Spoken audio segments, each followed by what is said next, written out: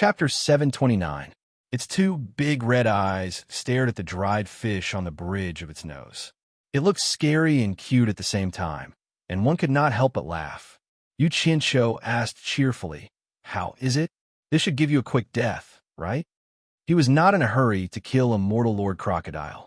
He had to get information about the purple flames first. He wanted to scare him with the fish first. Immortal Lord Crocodile took a while to recover and asked, "How did you do it?" When Yu Qianshou heard that there was hope, he touched his palm and threatened, "I advise you to tell me about the purple flame. Otherwise, I will turn you into a dried crocodile and drag you ashore for the cannibals to slowly enjoy." Staring at him with its big red eyes, Immortal Lord Crocodile said in a low voice, "You're not a good person at all. I'm afraid that if I tell you, you'll kill me immediately. You're worrying too much. My reputation is well known outside. I have always been honest with both the old and the young, and I always keep my word." Yu Qianshou waved his hand indifferently. "As long as you tell me about the purple flames, I'll definitely find a way to pull the sword out for you. Don't give me that. I've lived for so many years, and I've seen all kinds of people. People like you are the most unreliable." Immortal Lord Crocodile said firmly, "Just one sentence. Help me pull the sword out, and I'll definitely tell you about the purple flames. Otherwise, no matter how you threaten me, I'm already half dead. Do whatever you want of me." "Do you really think I don't dare to kill you?" Yu Qianshou shouted. His ruthless nature exploded, and he looked like he was ready to kill at any moment. Hearing this, Immortal Lord Crocodile slowly closed his eyes, acting like a dead pig that was not afraid of boiling water. Yu Qianshou immediately lost his temper. If he was not greedy for the purple flames, he would definitely kill him immediately. The point was that he really wanted the purple flames. He was used to doing whatever it took to achieve his goals. To put it nicely, he was flexible, but to put it bluntly, he was a despicable person. The two were in a stalemate for a while.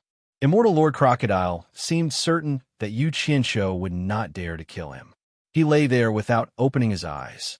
Yu Qianshou gritted his teeth. "Old monster, you win.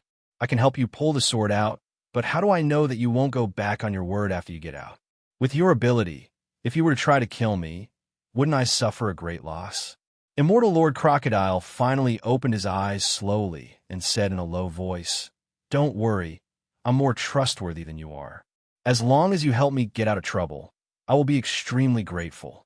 Why would I harm you? Don't give me that." "Normally, people who boast about their trustworthiness often don't keep their word," said Yu Qianshou disdainfully. These words were a little like measuring others by oneself. Immortal Lord Crocodile sneered. "You're talking about yourself, right? No matter who I'm talking about, you have to make me feel safe. Otherwise, I'll be frank with you. I'd rather kill the wrong person than let you go." Yu Qianshou scowled. This was indeed his bottom line. No matter how good the purple flames were, they were not as important as his life. If he lost his life, so what if he had the purple flames? Immortal Lord Crocodile was silent. He could understand what Yu Qianshou was thinking. If he did not believe his words, how could Yu Qianshou believe his words? After a pause, he said, "Then what do you want? How about this? I can make an oath first. As long as you tell me about the purple flame, I will help you pull out the sword. This should be enough sincerity, right?" Yu Qianshou said with a sincere expression. In his heart, however, he was thinking that once he knew about the purple flames, he would kill Immortal Lord Crocodile first, and then help him pull the sword out. That would not be breaking the oath. "Sincerity, my ass." Immortal Lord Crocodile sneered.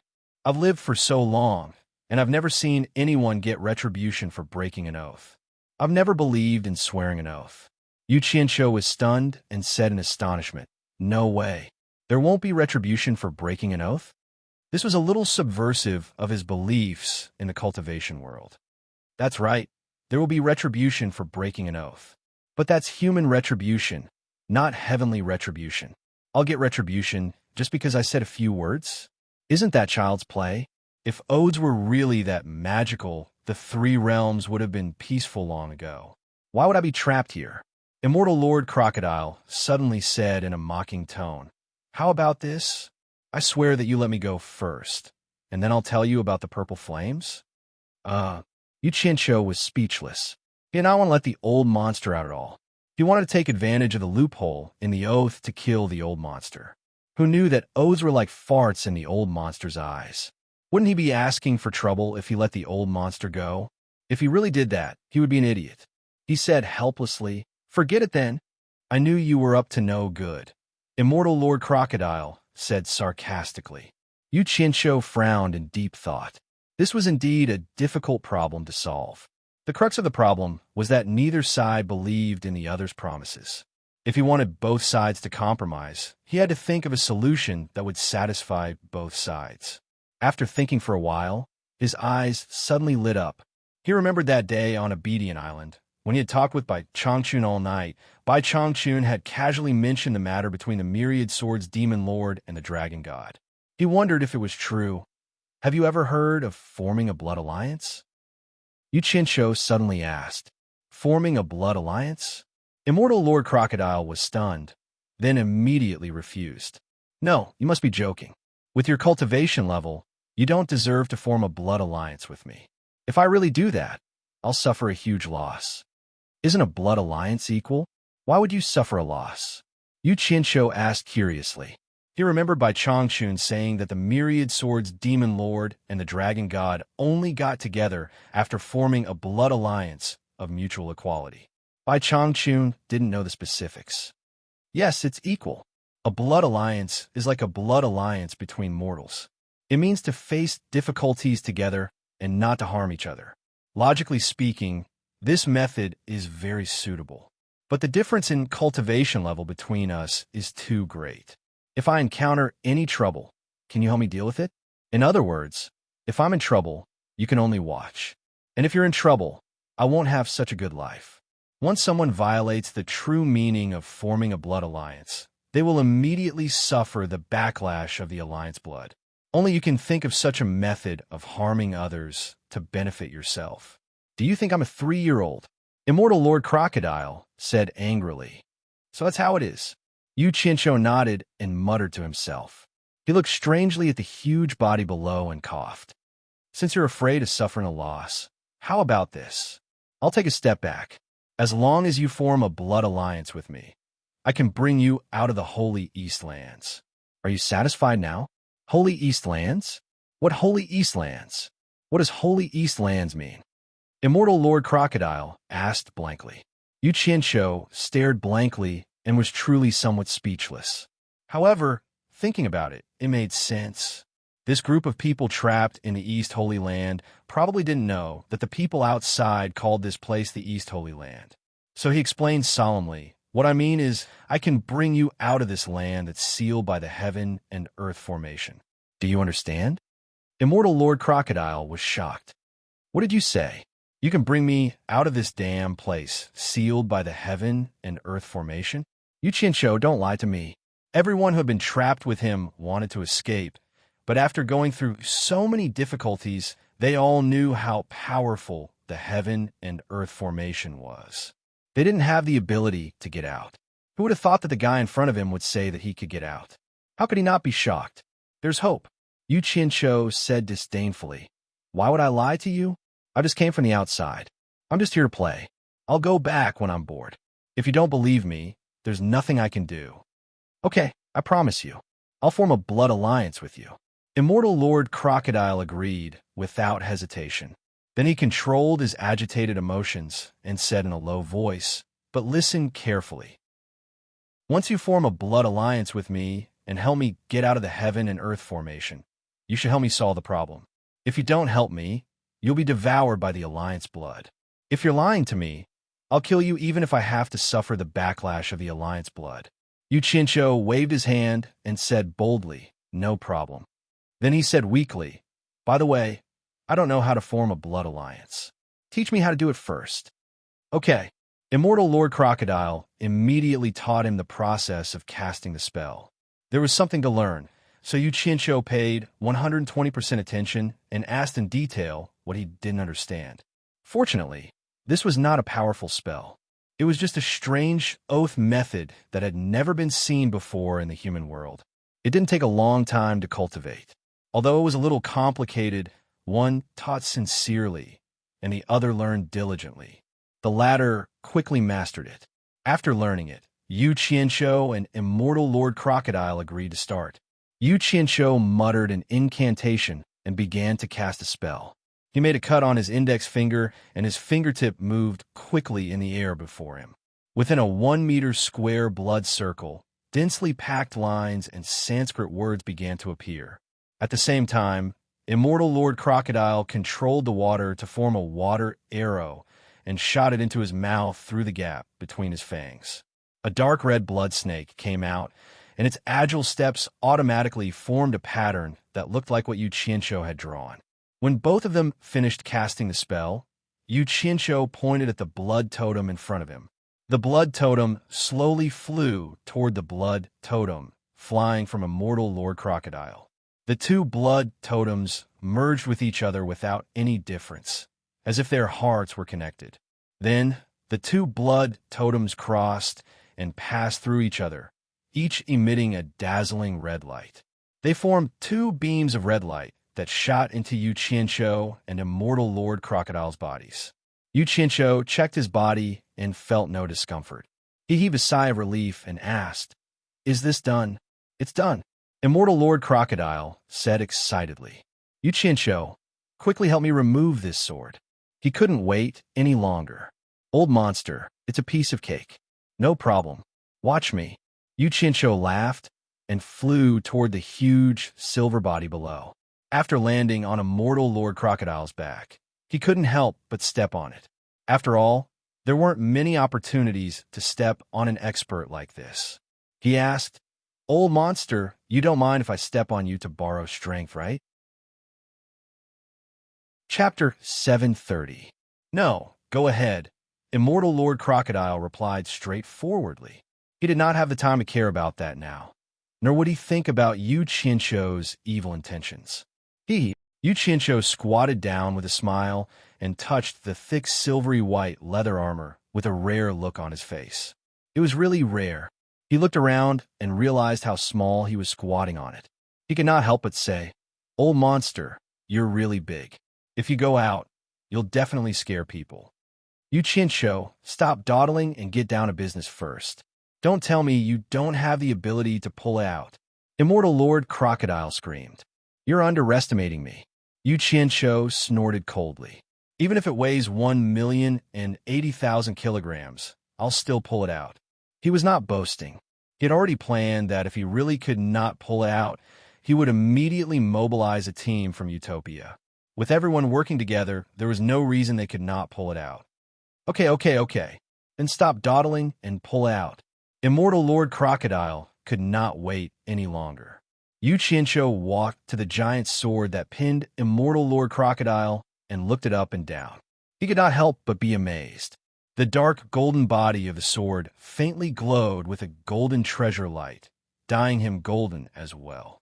After being buried in water and mud for so many years, the body of the sword was still shiny. He could feel the majestic aura from the body of the sword before he even touched it. It was indeed not an ordinary object. He walked around the giant sword twice, but found a problem. The sword was too big, and he really did not know where to start. He reached out to push it, but it did not move. He pushed it again with all his strength, but it still did not move. Immortal Lord Crocodile also felt it and said sadly, "I forgot to tell you, the body of the sword is stuck in the rock under me. If you want to pull it out, I'm afraid it will not be as simple as 108,000 kilograms of strength. Can you shut up? If I say I'll pull it out for you, I'll pull it out. Why are you being so long-winded?" Yu Qianshou angrily kicked the sword twice. Immortal Lord Crocodile sighed slightly and shut his mouth in disappointment. "Damn it, only such a big sword can pin you down. It's a perfect match." Yu Qianshou reached out and stroked the blade of the sword. Suddenly, his eyebrows twitched. He could not help but infuse his divine sense to check it out. As a result, as soon as his divine sense touched the sword, he immediately sensed an ancient aura that deterred the world. It shook back his divine sense that wanted to invade the sword. His divine sense was crazily forced back, and a majestic ancient aura bounced over. Yu Qianshou didn't have time to react, and was suddenly shaken to the point of vomiting a mouthful of blood. He himself was sent flying. Immortal Crocodile immediately exclaimed, "You Chincho, are you crazy? How dare you use your divine sense to check it? Didn't I tell you? The sword contains the remnant of the great god Yi's soul. It's not something you can peek at with your low cultivation. You must be tired of living. Are you okay?" Yu Qinsho, who had fallen on the silver armor more than 10 meters away, struggled to get up. His chest was swollen, and he felt a sweetness in his throat. He spat out another mouthful of blood, which spread in the lake. He spat out the blood, and his breathing was much smoother. However, his face was frighteningly pale. His divine sense had been damaged in an instant. If not for the water's resistance, he would have been sent flying more than 10 meters away. At the same time, the water's resistance helped him absorb a lot of the force. Otherwise, he would have been seriously injured. "I'm fine, just a small injury." Yu Qinsho looked at the dark golden giant sword in horror. He was speechless. This sword is too domineering. He stopped halfway, and his eyes were a little dazed. "Don't use your divine sense to check it again. Even if it's the remnant of the great god Yi's soul, it's not something you can withstand with your current cultivation. Otherwise, I wouldn't have been suppressed for so many years." Immortal Crocodile also paused in shock. The blood that Yu Qinsho had spat out earlier lingered in the water like a red mist. When the red mist touched the giant's sword, the treasure light around the giant sword suddenly stopped. Then, the red mist elongated like a flowing cloud, circled the giant's sword once, and began to spiral upwards. When it reached the handguard where the hilt and the body of the sword met, it was suddenly sucked in by the bow-shaped symbol on the handguard. Just as the red mist was sucked in, the bow-shaped symbol suddenly emitted a dazzling golden light and disappeared in a flash. Yu Qinsho closed his eyes from the piercing pain. When he opened his eyes again, he didn't know if he was imagining things, but he felt that the bow seemed to have become much more lifelike, filled with a tension that was ready to be unleashed. "Yu Qinsho, what did you do to it just now?" Immortal Crocodile asked in surprise. "Damn it, old monster, you should ask what it did to me." Yu Qinsho paused. He suddenly felt as if something on the sword was staring at him. It was as if a pair of deep and frightening eyes were hidden in the sword, silently watching him. He looked carefully, but there was nothing different. He didn't find anything different about the sword, but it made him feel like he was being watched. Yu Qinsho was holding his breath and observing silently when he suddenly heard a sigh. A deep sigh full of ancient charm reverberated in his ears, making him feel as if he had traveled through time and space to the distant past. The sound gradually dissipated after a long time. Who is it? Don't sneak around. Come out if you dare." Yu Qinsho looked around vigilantly. Below, Immortal Crocodile's big red eyes were also looking around, full of doubt, but Yu Qinsho didn't seem to be faking it. He couldn't help but ask, "Yu Qinsho, what's wrong with you? Didn't you hear it just now?" Yu Qinsho looked around vigilantly and asked, "Someone sighed in my ear just now? Didn't you hear it?" His big red eyes paused, and then he looked around again, but he didn't find anything. Immortal Crocodile said strangely, "I didn't hear anything. I didn't find anyone either. Are you hallucinating because you were injured just now?" Yu Qinsho looked around and said suspiciously, "Is that so? You really didn't hear anything?" Immortal Crocodile immediately said, "Isn't my cultivation higher than yours? If you can hear it, how can I not hear it? Stop being so suspicious. Hurry up and think of a way to help me pull the sword out." Hearing this, Yu Qinsho thought about it and felt that it was true, so he withdrew his suspicious and vigilant attitude. He walked up to the giant's sword again, tilted his head, and looked around. Indeed, he didn't find anything unusual, but the blood-sucking scene just now inevitably made him suspicious. He carefully stretched out a finger and gently poked the sword. Seeing that there was no reaction, he poked it twice. After confirming that there was no problem, he touched his chest, which was still a little stuffy, and suddenly felt that this injury was too undeserved. "I say, Master Yu, what are you waiting for? Hurry up and think of a way to pull it out." Immortal Crocodile couldn't help but urge him again. "Shut up You've been suppressed for so many years. Don't you care about this little bit of time? Can't you see that I'm thinking of a way? Yu Qianqiu mercilessly said to him, stroking the dark golden blade with his palm, muttering to himself, "It's a little too big. It's a little difficult to cut. If only it could be a little smaller." Immortal Crocodile, who was below, also exclaimed at the same time. The two of them were stunned at the same time. Yu Qianqiu rubbed his eyes in disbelief, thinking that he was hallucinating. He really seemed to have seen the giant sword shrink a little just now. Yu Qianqiu lifted his foot and stomped on Immortal Crocodile below, asking, "Old monster, did you feel anything unusual just now?" "Oh, I felt something unusual. I felt the sword in my body move." "Really? Why did I feel like it was a little smaller?" The two of them stopped talking at the same time. The bottom of the lake was unusually quiet, and they were both a little suspicious. Finally, Immortal Crocodile asked again, "What did you do to it just now?" "I didn't do anything." Yu Qianqiu's head-scratching hand rested on the sword's blade and said, "I just wanted to touch it a little. I hope it's a little smaller so that I can." Ugh! His gaze immediately froze. This time, it seemed that the huge sword had shrunk a little. Below, Immortal Crocodile's voice trembled as it said, "I also feel that it's a little smaller. You seem to be able to control it. Try again and see if you can make it smaller. Let me feel it carefully again." Yu Qianqiu looked at his palm in disbelief and carefully pressed it on the sword. He said weakly, "Make it a little smaller." He retracted his hand and asked in a trembling voice, either excited or afraid, "Old monster, it seems to have shrunk again. Do you feel it?" Yes. Try again. Make it shrink as much as possible. As long as my pinned life soul escapes, I can escape on my own." Immortal Crocodile was extremely excited. Yu Qianqiu pressed his palm on the sword again and calmed his emotions. He looked up at the outline of the giant sword and said, "Smaller." Sure enough, he clearly saw the giant sword shrink this time. Smaller. Immortal Crocodile felt the movement of the giant sword in his body and immediately shouted excitedly with Yu Qianqiu. The more they shouted, the more excited they became. Yu Qianqiu watched as the giant sword shrank rapidly until the hilt reached his shoulder. Suddenly, there was a tremor under his feet, and he stopped shouting. Looking left and right, he saw a huge, silvery white body slowly twisting and turning. It looked a little scary. "Old monster, you can move now?" Yu Qianqiu asked in shock. Immortal Crocodile laughed wildly and said, "The giant sword has shrunk and moved away from the life soul that was pinned to my side. I can escape." "Yu Qianqiu, thank you. Stand still."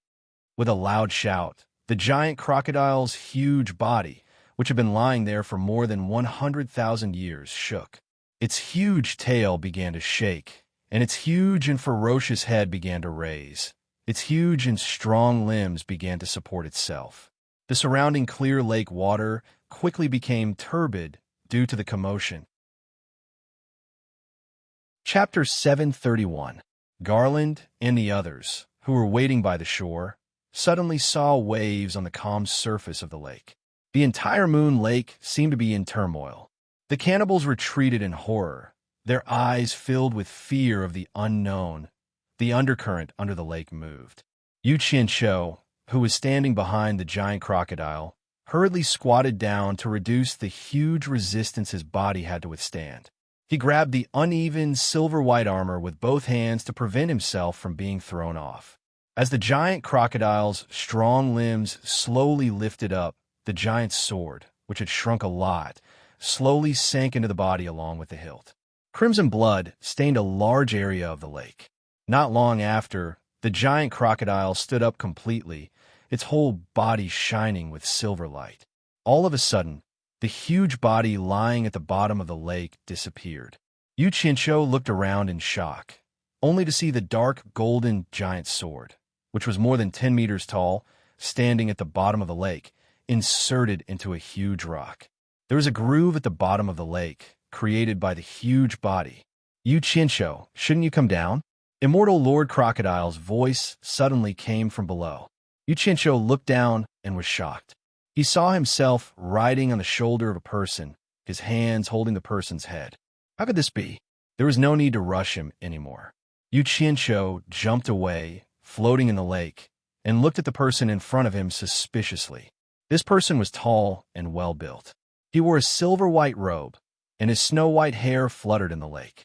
He was a large man with a pale face and no facial hair. His bright and piercing eyes stared at Yu Qianqiu with a smile. Yu Qianqiu asked carefully, "Old monster, is that you? Do I not look like it?" The other party asked with a smile. Yu Qianqiu floated around him twice, muttering, "Sounds like the voice of an old monster. What?" Immortal Lord Crocodile shook his silver hair and laughed wildly. "Yu Qianqiu, it is me. This old man is finally free." Yu Qianqiu was taken aback.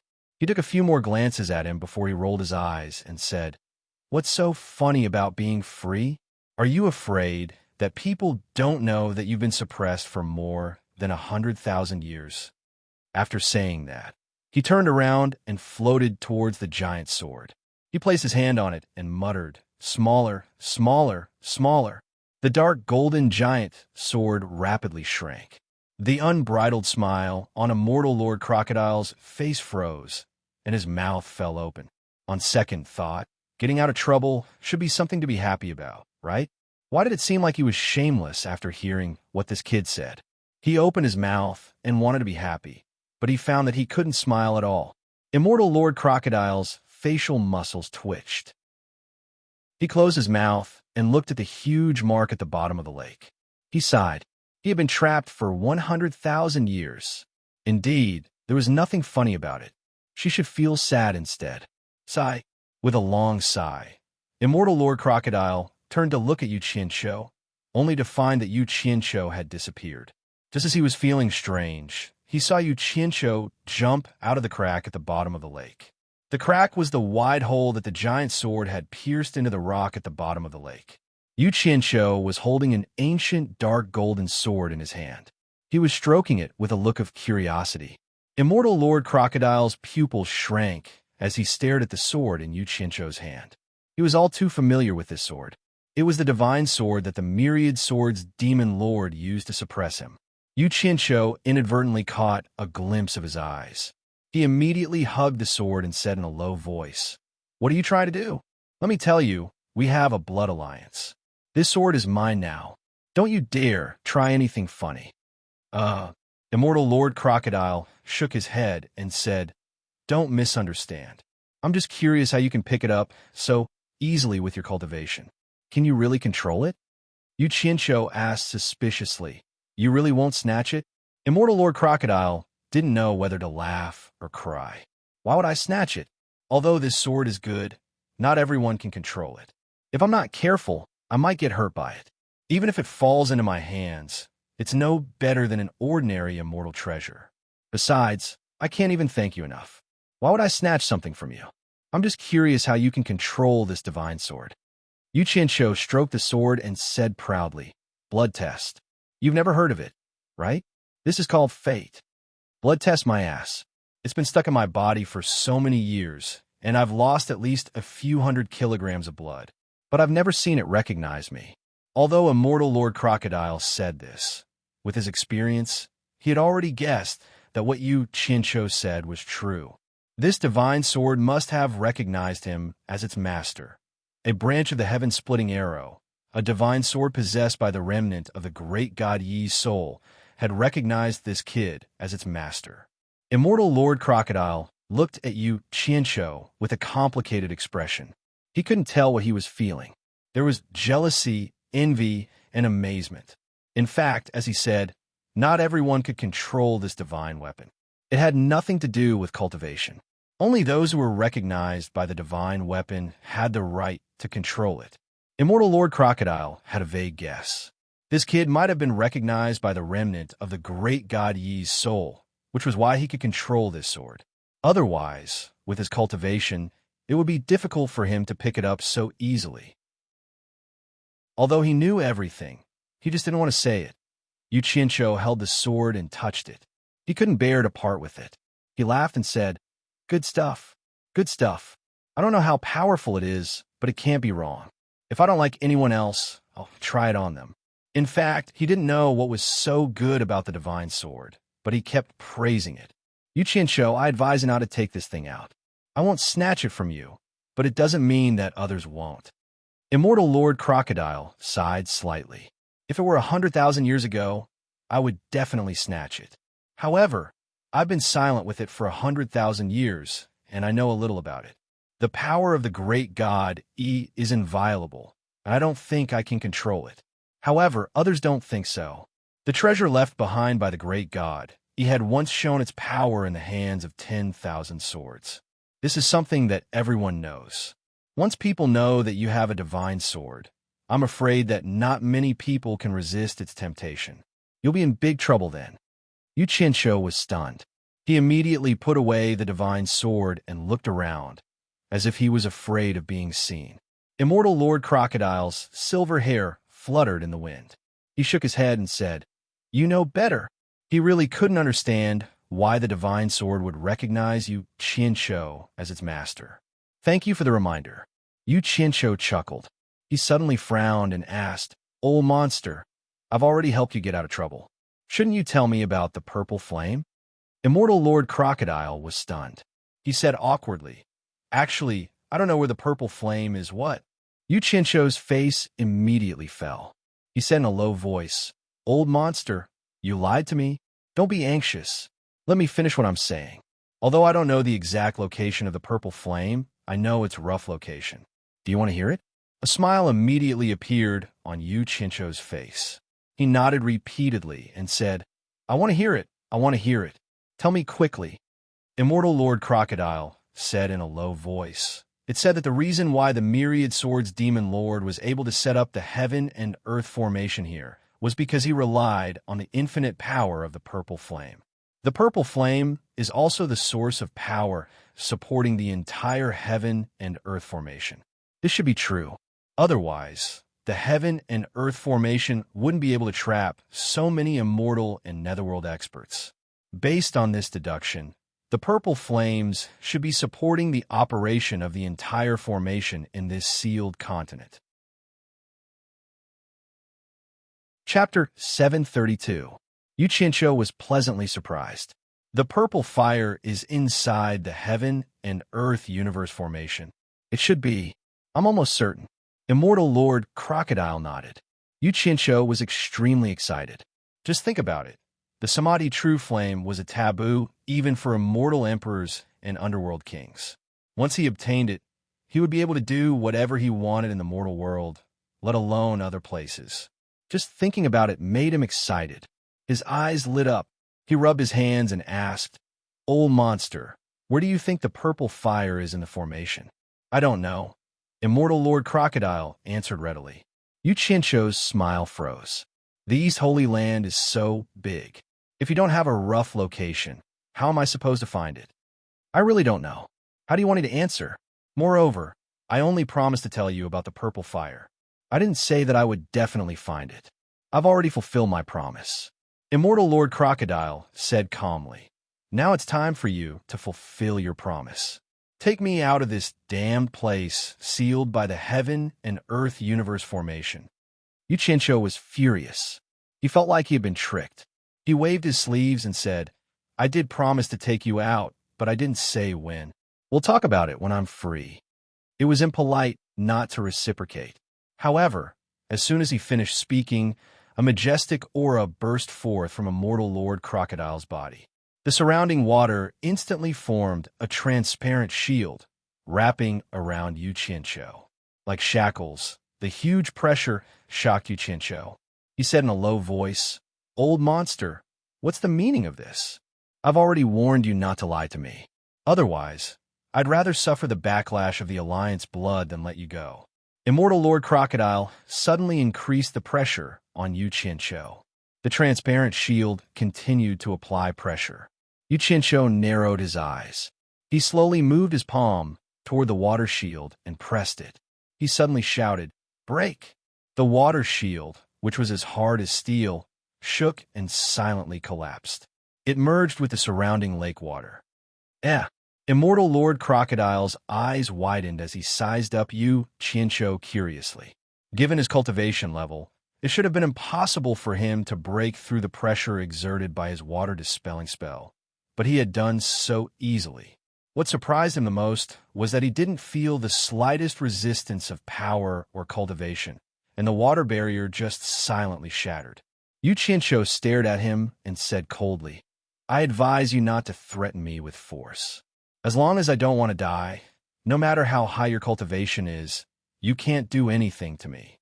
Oh! Immortal Lord Crocodile's silvery white robes fluttered in the wind as he said indifferently, "Then I shall give it a try. There's no need to try. If I say you can't, then you can't." Yu Qianqiu casually waved his hand and said, "Besides, I don't want to suffer the backlash of the Alliance blood. There's no need for me to die with you. I can send you out now, but I have to warn you first. After leaving the Holy East Lands, you'd better not cause trouble in the human world. Otherwise, I will make you regret escaping this place at all costs." Immortal Lord Crocodile smiled faintly. He didn't think that Yu Qianqiu could do anything to him. Instead, he took Yu Qianqiu's threat as words of pride. He nodded and said, "Don't worry, I have no interest in the human world. After leaving this Holy East Lands, I will cancel the blood alliance with you and immediately return to the celestial world. From then on, we will have nothing to do with each other. As for the matter of you obtaining the divine sword, I will not reveal it to anyone. Just pretend that we've never met." Yu Qianqiu was slightly stunned. He didn't think that the blood alliance could be canceled. But this was good too. With his current strength, it was indeed wishful thinking to control the other party. His previous plan was a little too wishful thinking. He nodded and said, "All right, we'll talk about getting out of here when we get ashore. There are some things that you need to pay attention to. Don't ruin my plans." He immediately told him some things. After listening to him, Immortal Lord Crocodile pondered for a while and agreed. The sun shone brightly on the Moon Lake, and it regained its calm. Garland and the others, who were waiting by the shore, no longer held any hope for Yu Qianqiu's survival. Hence, the shore became busy again. The hundreds of crocodile corpses were enough to keep them busy for a while. But to them, it was also a rich source of food. If they stored it, it would be enough to last them for a long time. A few people stayed behind to guard the lake, while the others gathered in groups of 3 to 5 to pull out the spears and dismember the crocodiles. It was not safe to stay near the lake, and no one knew if the monster would appear again. From today onwards, no one among the cannibals would dare to bathe in the Moon Lake anymore. At this moment, the people on the shore suddenly shouted excitedly, "He's still alive!" Everyone looked over and saw a head emerge from the lake. It was gradually rising from the lake and wading slowly to the shore. If it was not Yu Qianqiu, who else could it be? Garland, who was talking to a few children, turned her head and her beautiful eyes lit up. She didn't care about anything else and dashed towards the lake. She rushed into the water and jumped onto Yu Qianqiu's wet body. Her two beautiful legs wrapped around Yu Qianqiu's waist. Yu Qianqiu supported her subconsciously and hugged her plump buttocks. He was really speechless. "I'm very traditional." Oh! The people by the lake were instantly excited. They raised their arms and cheered. The children even jumped up and down. This was the warmest welcome for the warrior's return. No one expected that Yu Qianqiu, who had been in the lake for a night, could still come back alive. Suddenly, the cheers stopped. Everyone's eyes were fixed on something not far behind Yu Qianqiu. They saw another person rising from the lake. His long silver hair was wet and stuck to his cheeks. His silver-white robe was wet and stuck to his burly body. His face was fierce and cold. Garland, who was hugging Yu Qianqiu's head and pressing it against her full breasts, was stunned. Yu Qianqiu struggled to free his head from her full breasts and almost suffocated. He turned to look at Immortal Crocodile behind him and said, "Thanks to his help, we killed the monster in the lake. From now on, this peaceful lake will belong to you cannibals forever." After saying that, he pulled Garland away from him and put her down. The people on the shore looked at each other and suddenly burst into cheers. They danced happily on the spot. No one wanted to leave this mother lake that had raised them for countless generations. They were used to having sex by the lake and giving birth to their next generation. They really didn't want to leave this place. Boley waved his arm, and the cannibals rushed to the lake, splashing water everywhere. Yu Qianqiu was lifted and thrown into the sky by a group of people. They caught him when he landed and threw him up again to show their respect for the brave warrior who protected their home. Some people surrounded Immortal Crocodile. A few strong young men stretched out their arms and grabbed Immortal Crocodile's thighs, trying to lift him up.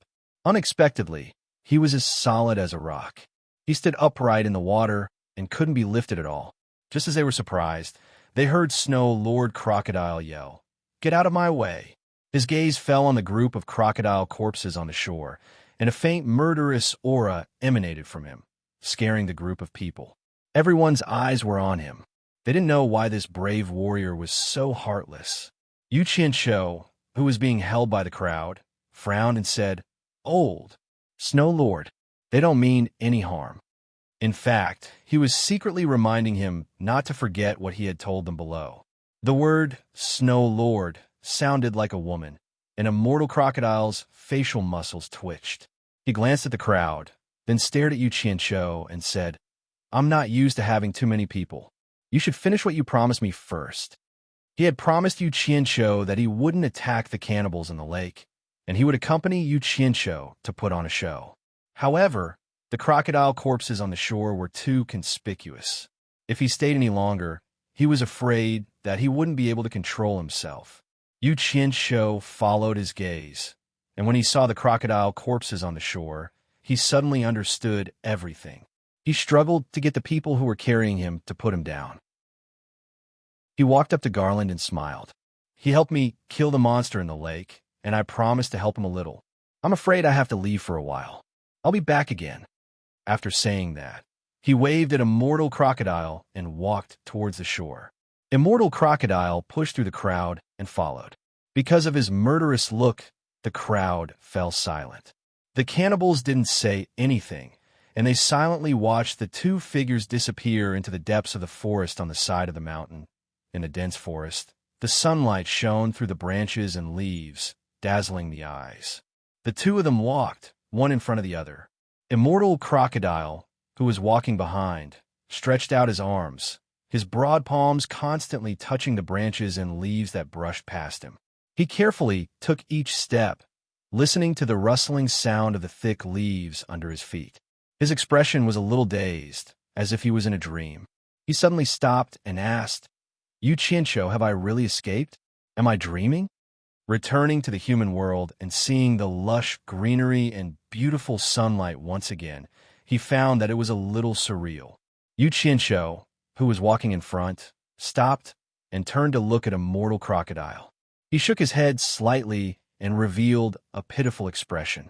"You have indeed escaped from the lake, and it was I who saved you, you ungrateful fellow. I understand how you feel, but it has nothing to do with me now, and I won't comfort you.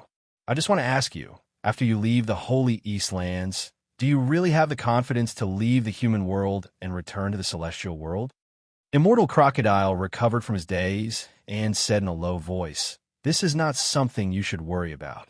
I naturally have a way to return to the celestial world. You just need to bring me out of the heaven and earth universe formation." "Oh." A mocking smile appeared on Yu Qianqiu's face.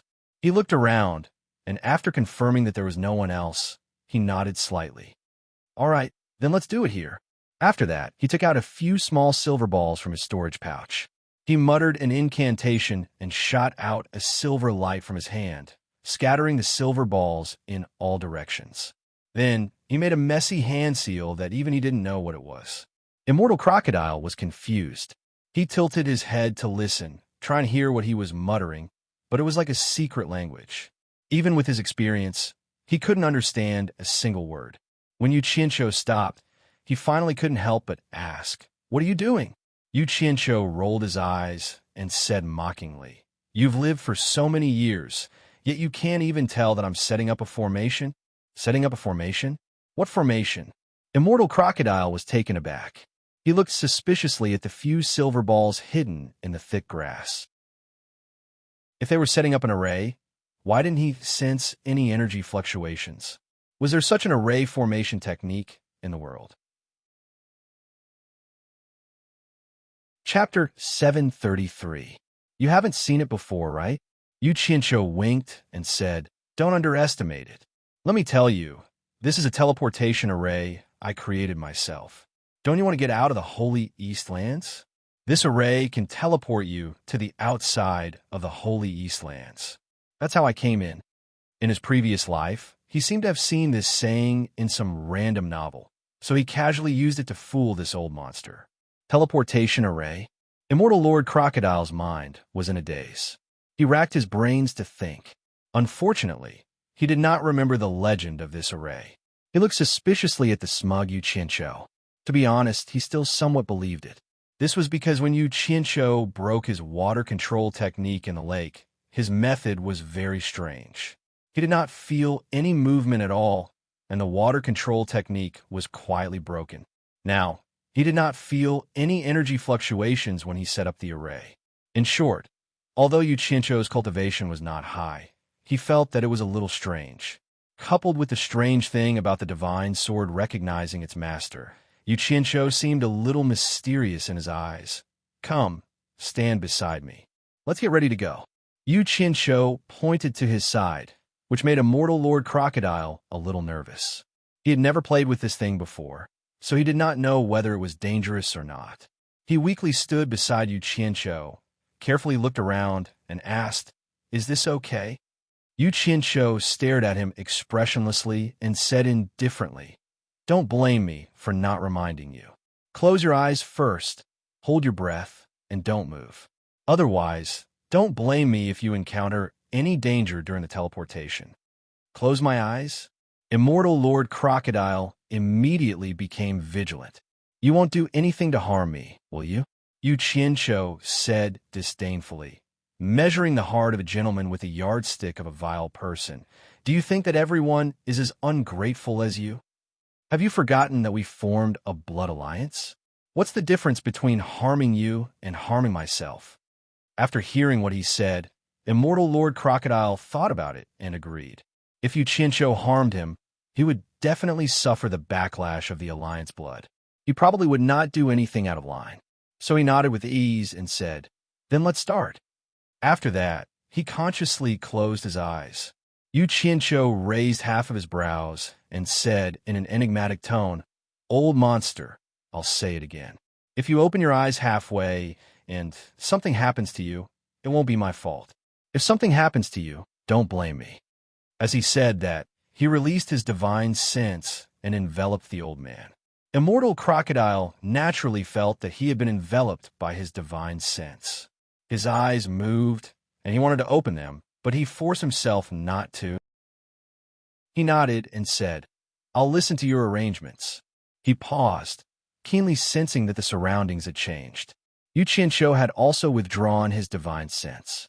What puzzled him the most was that he could still hear the sound of waves crashing against the shore.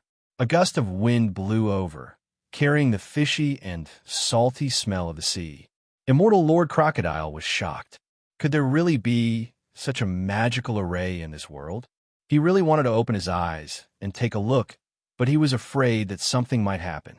The sea breeze continued to blow, suddenly becoming stronger and blowing away the fog in front of him. On the mountain peak, Yu Qianqiu silently looked at the vast continent in front of him that was covered in fog. He said quietly, "Old monster, I fulfill my promise. You can open your eyes now." Immortal Lord Crocodile's eyes suddenly opened, and he quickly looked around. His gaze swept across the endless deep blue sea, the island he was standing on, and the vast continent covered in fog. His pupils shrank, and he said in a daze, This is the island opposite the East Holy Land. I've seen it before." The shock in his heart was indescribable. He had really escaped from the continent that was sealed by the East Holy Land. How was this possible? He turned his head with difficulty and looked at the calm Yu Qianqiu beside him. He realized that the young man in front of him was so unfathomable. It was as if he had divine means. So many top experts from both the Netherworld and Immortal World could not do it, but he had done it, and so easily. Yu Qianqiu did not move and said calmly, "That's right. This is the island opposite the East Holy Land. It's now called Xian Xian Island." He He put his hands behind his back and imitated by Changchun's words and actions. He did have the demeanor of an expert. At this moment, an angry shout suddenly came from the island. "Who dares to trespass on my Xian island?" A figure shot over quickly. Immortal Lord Crocodile glanced at him and waved his hand disdainfully. A huge silver palm shadow with the aura of rolling thunder appeared out of nowhere. It swatted the figure back like a fly. Yu Qianshou happened to turn around and was immediately dumbfounded. He recognized the person who had barged in angrily. It was Patriarch Nanming. That palm strike was probably going to be tough for him. He quickly stopped Immortal Lord Crocodile and said, "Don't attack. He's one of us." Immortal Lord Crocodile's raised palm paused for a moment before he put it down again. Patriarch Nanming, who had been smashed into the ground by the palm strike, immediately coughed up a few mouthfuls of blood and crawled out. He looked battered and exhausted. He pulled out a golden net from his storage bag to defend himself. He looked at the mountain peak in shock. The power of that palm strike was too strong. He was enveloped by that aura, and he did not even have a chance to escape. He could not imagine who in the cultivation world could have such a high cultivation, Senior Nanming. It's all a misunderstanding. Patriarch Nanming was stunned. There were two people on the mountain peak, and one of them was Yu Qianshou. He was waving his hand and apologizing to him. His figure flashed, and he resisted the discomfort in his body as he flew toward the mountain peak again. He ignored Yu Qianshou, who was laughing apologetically, and locked his gaze on the silver-haired and silver-clothed burly man. The other party was even taller and stronger than him, and he looked at him as if he was looking at an ant. His eyes were filled with disdain. His temperament, especially, was rarely seen in the world. Patriarch Nanming was shocked. Putting aside the fact that he could not see through the other party's cultivation, the power of that strike was even more terrifying. Based on his experience, he had never seen such a person in the cultivation world. Suddenly, he coughed twice, and he could not help but spit out a lump of extravasated blood in his chest. "Senior Nanming, are you all right?" Yu Qianshou hurried over to support him. Patriarch Nanming was already quite injured, but he still wanted to save face and shook his head. "It's just a small injury. It's nothing." He stared at Immortal Lord Crocodile and asked, "Your cultivation is very high. May I know which expert has come to visit my Xian island?" It was clearly a compliment, but a hint of bitterness flashed across Immortal Lord Crocodile's face. Was his current cultivation still considered high? It had already fallen from mid-stage Immortal Emperor to late-stage Exalted Immortal. Who knew how many years it would take for him to recover his previous cultivation? He closed his eyes slightly and said, "Your Xian island? When I came here, this island did not have a master yet." As he spoke, he lifted his hand slightly, and his silk-like sleeve shook open to reveal a golden bracelet. A white light flashed from it. A small porcelain bottle appeared in Immortal Lord Crocodile's hand. He threw it to Patriarch Nanming and said, "I did not know that you were acquainted with Yu Qianshou just now. Your injuries are not light. Take this to heal. One is enough." He was obviously giving face to Yu Qianshou. Yu Qianshou's expression froze. He stared at the golden bracelet on Immortal Lord Crocodile's wrist. His eyes shone brightly, but he was pulled back to reality by Patriarch Nanming, who was holding the porcelain bottle.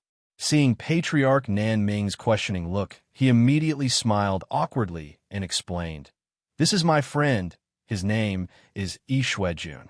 The two of us traveled around the world and happened to come to this place to rest. We did not expect to have a misunderstanding with you. Please do not take it to heart. It is purely a misunderstanding." Yishuejun? Patriarch Nanming was stunned. He had never heard of such a person in the cultivation world. He tilted his head to look at Yu Qianshou with a face full of suspicion. He had long heard from Nongzhu that this fellow had remarkable abilities. It seemed that Nongzhu was not lying.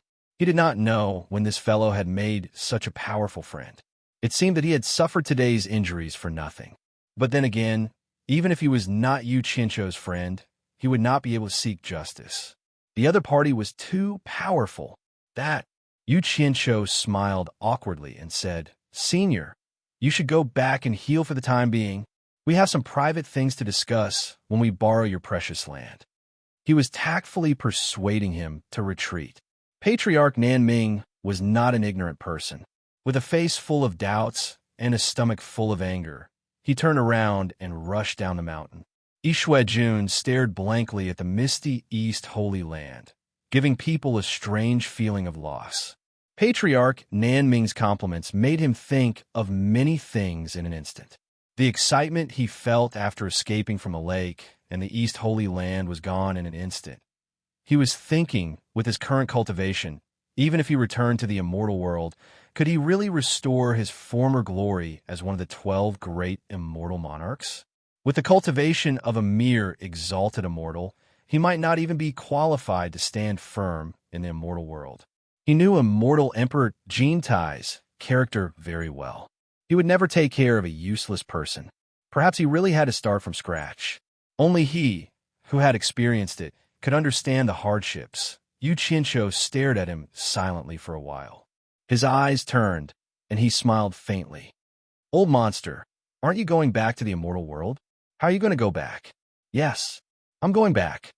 His voice was very soft, as if he was talking to himself. It was full of desolation. Huh, I haven't seen the scene of ascending to the immortal world. Why don't you take me with you? Yu Qianshou asked with a sincere smile. Immortal Crocodile looked back at him blankly and nodded, feeling like his soul had left his body. He said, okay. He directly grabbed his arm, turned into a stream of light, and shot into the sky. The protective formation of Xian Island was useless. It was easily pierced through like a paper window. This scene caused Patriarch Nanming, who was sitting cross-legged at the foot of the mountain, to feel a toothache. He lowered his head and pulled out the stopper of the porcelain bottle in his hand. A strange fragrance assailed his nostrils. Just a whiff of it made him feel refreshed. He poured it into his palm. There were only 6 pills the size of a thumb. They had a faint white glow, and the surroundings were immediately filled with a strange fragrance. Patriarch Nanming's eyes lit up. With his experience, he naturally knew that these pills were not ordinary.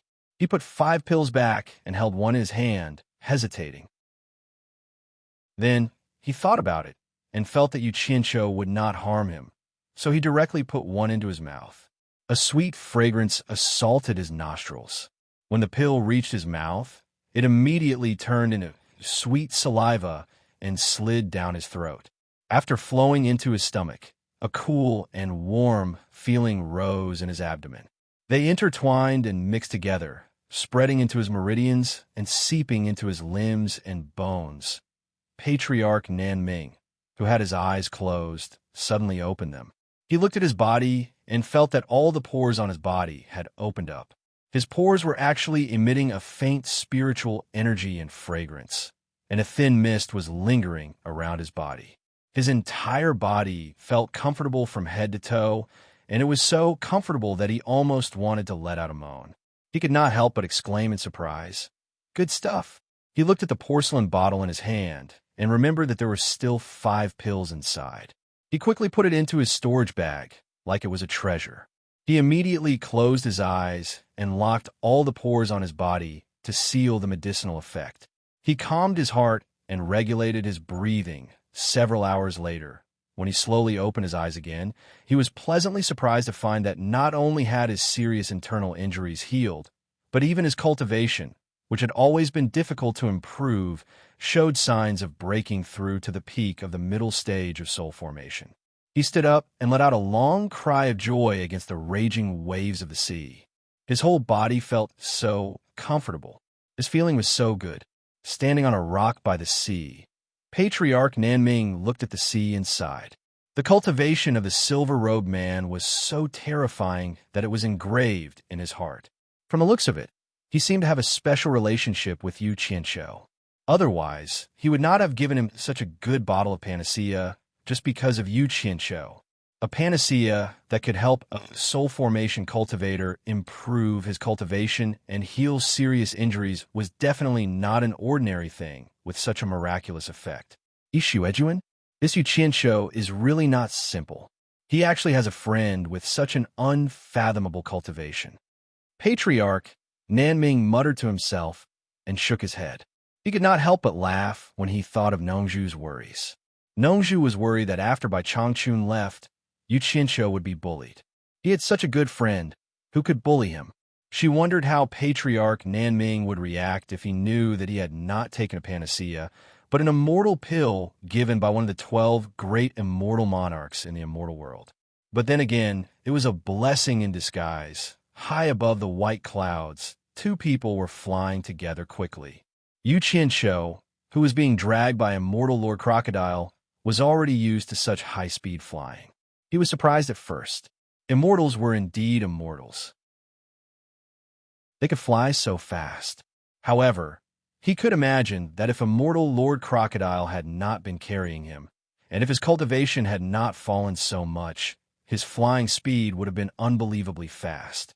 Looking at the direction they were heading and the terrain below, Yu Qinshu had vaguely guessed where immortal Lord Crocodile was going, and they were almost there. As he thought about it, he could already see the colorful fog in the distant sky. In the blink of an eye, the two of them landed on the desolate Gobi Desert. Opposite them was the majestic, colorful fog. Yu Qinshu seemed to be moving his hands and feet casually, but his eyes were observing the expressions of the people around him.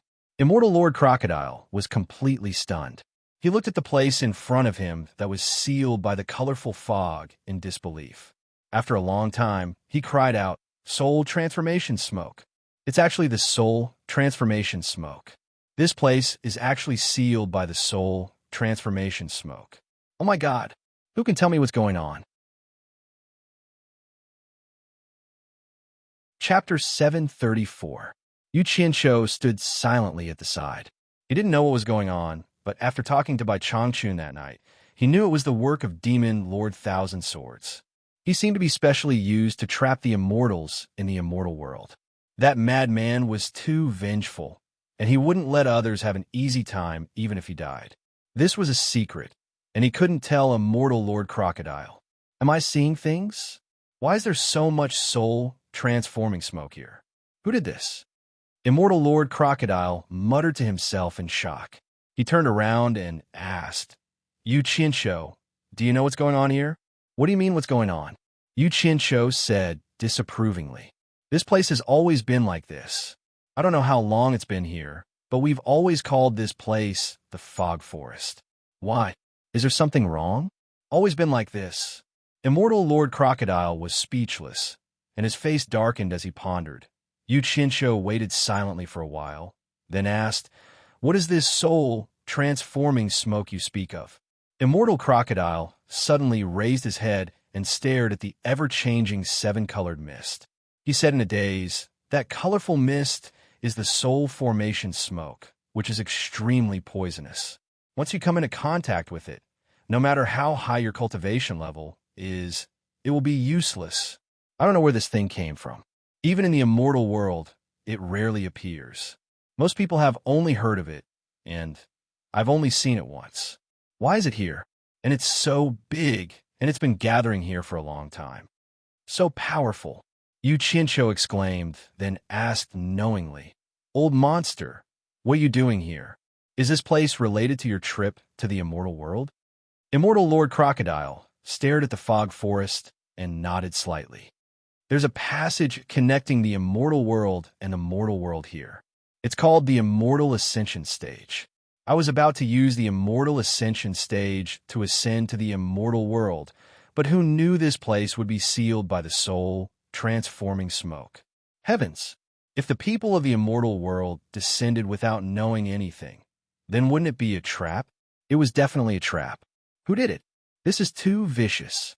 Since you want to go back to the celestial realm so badly, why don't you think of another way? Is there any other way to get to the immortal world? Yu Qinshu comforted.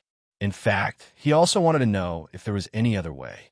Suddenly, an eagle circled in the sky. Immortal Lord Crocodile raised his hand without even looking, and the eagle was instantly pulled down by him. It drew an arc in the air and flew into the colorful fog, then flew out and stopped in front of the two of them. At first, The eagle could be seen struggling in the air, but after a while, the color of the eagle's feathers became brighter and brighter. Finally, like a specimen, it froze and stopped moving. Immortal Lord Crocodile sighed slightly and retracted his hand into his sleeve. The eagle fell to the ground and turned into a puddle of pitch-black water. Other than the immortal ascension stage, there are other ways to get to the immortal world through the underworld and the demon world. Forget about the demon world. It's basically impossible to enter. And the underworld's emperor of the underworld has never been on good terms with the immortal emperor. If I barge in without the underworld's permission, only death awaits me. With my current cultivation level, don't even think about it. Immortal Lord Crocodile shook his head helplessly. Unless my cultivation level is so high that I can shatter the void and open a new path. But then again, if my cultivation reaches that level, no one will be able to stop me if I want to pass through the netherworld. Then what should we do? Yu Qinsho said with a look of pity. If that's the case, doesn't that mean you can't go back?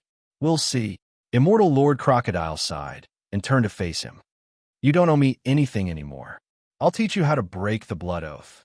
From now on, we have nothing to do with each other. Seeing his disheartened look, Yu Qinsho laughed and patted his shoulder. Old monster, don't be discouraged. There must be a way. Maybe we just don't know about it yet. Since the blood oath hasn't been broken, do me a favor first. After dawdling for so long, he finally got to the point. Immortal Lord Crocodile's eyes turned cold.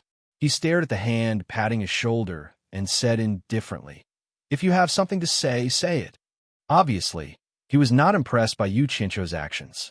Yu Qinsho sheepishly withdrew his affectionate hand and said with a chuckle, You also know that I want to find the purple flame. Why don't you accompany me to the Eastern Holy Land? You can go by yourself. Why drag me along? Moreover, I don't know where the purple flames are. Immortal Lord Crocodile said expressionlessly. Yu Qinsho smiled bitterly. Have you forgotten?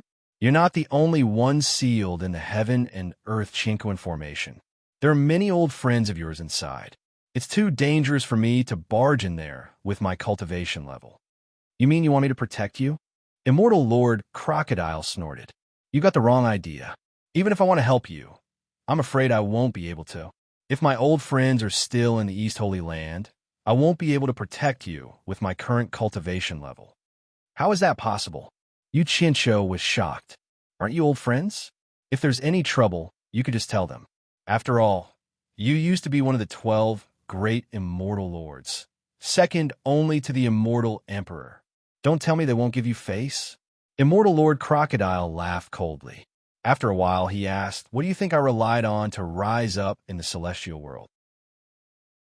I climbed up step by stepping on the corpses and shoulders of others. I've offended countless people. If they find out that my cultivation level has fallen to such a level, think about the consequences. Yu Qinsho was stunned. As expected, where there were people, there would be grudges. The celestial world was no exception. After a moment's hesitation, he suddenly looked up at Immortal Lord Crocodile and said in a low voice, Are you afraid of them? If I were you, I would definitely take back the glory that once belonged to me, not hide. If you don't even dare to face the East Holy Land, why do you want to return to the celestial world? If you ask me, the East Holy Land is the place where you can start anew. Immortal Lord Crocodile's eyes flashed as he stared at Yu Qinsho. An uncontrollable aura circulated around him.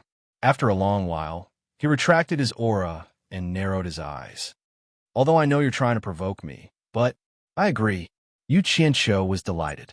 He didn't care if Immortal Lord Crocodile saw through his provocation.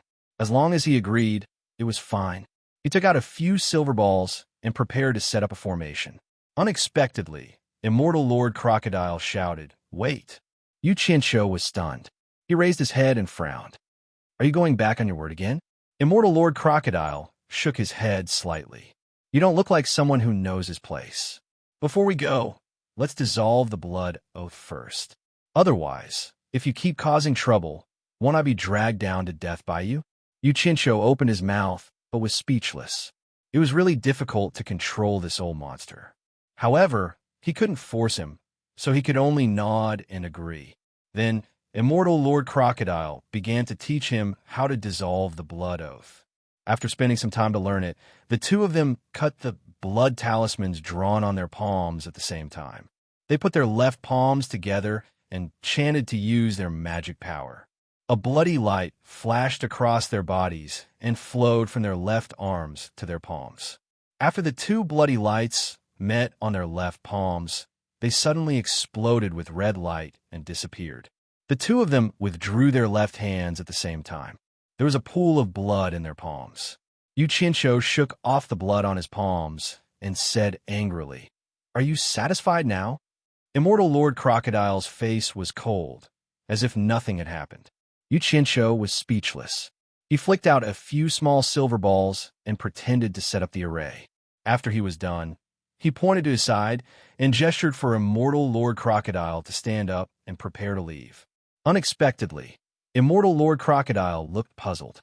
He stared at the few small silver balls on the ground and said suspiciously, "I remember that you used 6 silver balls to set up the array. Now you only use 5. Are you sure this is okay? Could it be that you made a mistake?" Yu Qianqiu's face twitched. He didn't expect Immortal Lord Crocodile to be so observant. Even he himself had forgotten how many silver balls he had used earlier. He said angrily, "I know better than you how to set up the array." Immortal Lord Crocodile thought about it and stopped talking. He just looked at him deeply, then silently stood beside him and closed his eyes. In the blink of an eye, he felt the surroundings change. He heard Yu Qianqiu's voice. "It's done." Thus, when he opened his eyes, he discovered that he had returned to the forest where he had left the Eastern Holy Land.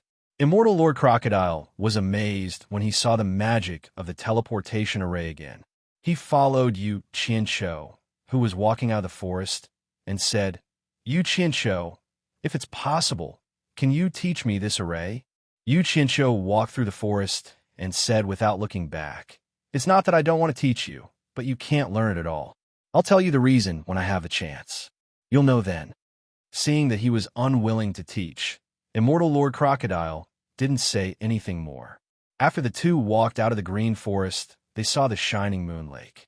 Their eyes moved and were attracted by the situation at the bottom of the brownstone mountain. They saw many cannibals surrounding a tent. They didn't know what was going on. They looked at each other and felt a little curious, so they quickened their pace. Someone saw them from afar, and someone immediately exclaimed, "The warrior is back! The warrior is back!" The crowd outside the tent looked over. Garland was the first to squeeze through the crowd. She ran straight into Yu Qianqiu's arms without any hesitation. She hugged Yu Qianqiu's head and kissed him. Passion was like fire. Yu Qianqiu felt a little overwhelmed and quickly pushed her away. He pointed to the tent that everyone was surrounding and asked, "Garland, what happened over there?" Garland immediately said, "An immortal was injured. He fell into Moon Lake while flying from the sky and bled a lot. When the tribesmen fished him out, he was unconscious, but he's awake now. He won't let us go near him and is sleeping cross-legged in the tent." An injured immortal? Yu Qianqiu and Immortal Lord Crocodile looked at each other and immediately let Garland lead them over. When they arrived at the tent, Immortal Lord Crocodile opened the tent without hesitation. Yu Qianqiu followed in, while the others were obviously afraid of the immortal and did not dare to enter. When Yu Qianqiu saw the person sitting cross-legged in the tent, he was shocked. The injured immortal was none other than his master, by Changchun. Chapter 735. By Changchun, who was sitting cross-legged, suddenly opened his eyes. When he saw Immortal Lord Crocodile, his eyes immediately became spirited and full of fighting spirit. When his gaze landed on Yu Qianqiu, he was startled. After sizing them up, he retracted his fighting spirit and slowly closed his eyes. He could probably tell that the two of them were in cahoots. Yu Qianqiu was extremely shocked. Although he knew that there were experts from both the Netherworld and the Immortal World in the Eastern Holy Land, Bai Changchun was simply an invincible legend in his heart. He was already used to his status as the world's #1 expert. He never imagined that he would be injured, and from the looks of it, his injuries were not clear.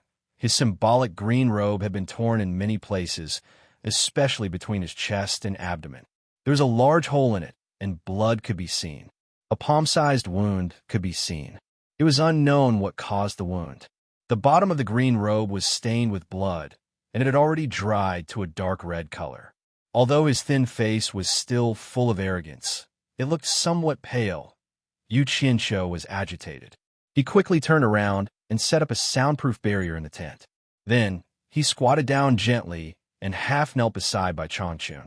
He gritted his teeth and said, "Master, who injured you?" Bai Changchun did not say a word and did not reply. He quietly regulated his breathing and healed his injuries. Immortal Lord Crocodile was a little surprised. "Yu Qianqiu, he is your master?"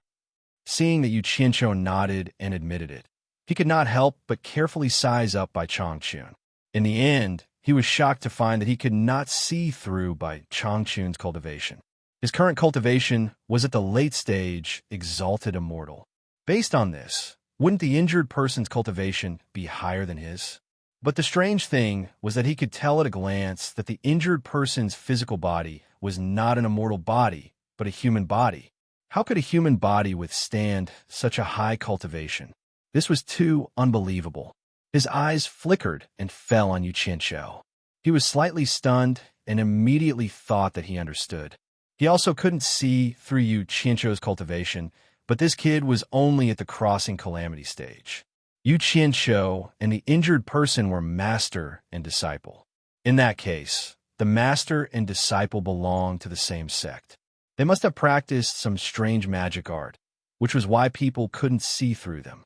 Otherwise, the mortal body would not be able to withstand such a powerful cultivation. Seeing that his master did not reply, Yu Qianqiu said anxiously, "Master, I think I should bring you back first. This damned place isn't suitable for healing. Instead, it will consume true essence." After waiting for a while, his master still did not speak.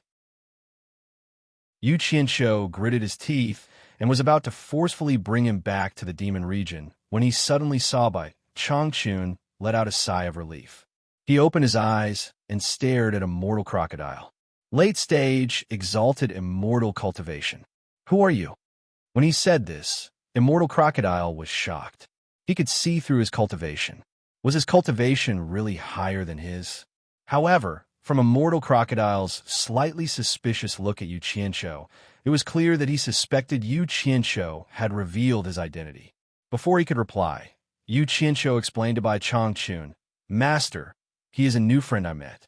He was originally one of the 12 great immortal lords in the celestial world, Immortal Crocodile." Bai Changchun was moved when he heard this.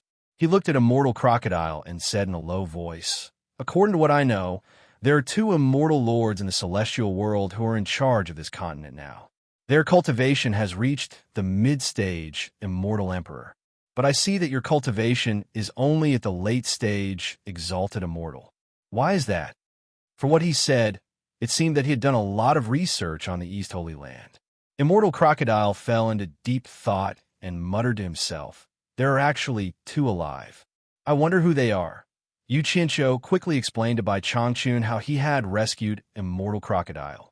Only then did Bai Changchun's doubts disappear. Bai Changchun looked at Immortal Crocodile with some sympathy. He didn't expect this person to be suppressed for 100,000 years. He nodded slightly and said, "I see." However, he looked at Yu Qianqiu with a strange look. This disciple of his was considered a talent. He really dared to barge into any place. He really had to give it to him. "Master, I think I should bring you back to treat your injuries. It's not safe here," Yu Qianqiu said anxiously. He knew that someone who could injure Bai Changchun to this extent must be an expert from the celestial world. Since he had already fought with someone from the celestial world, this place was definitely not safe anymore. Perhaps someone would come to search later.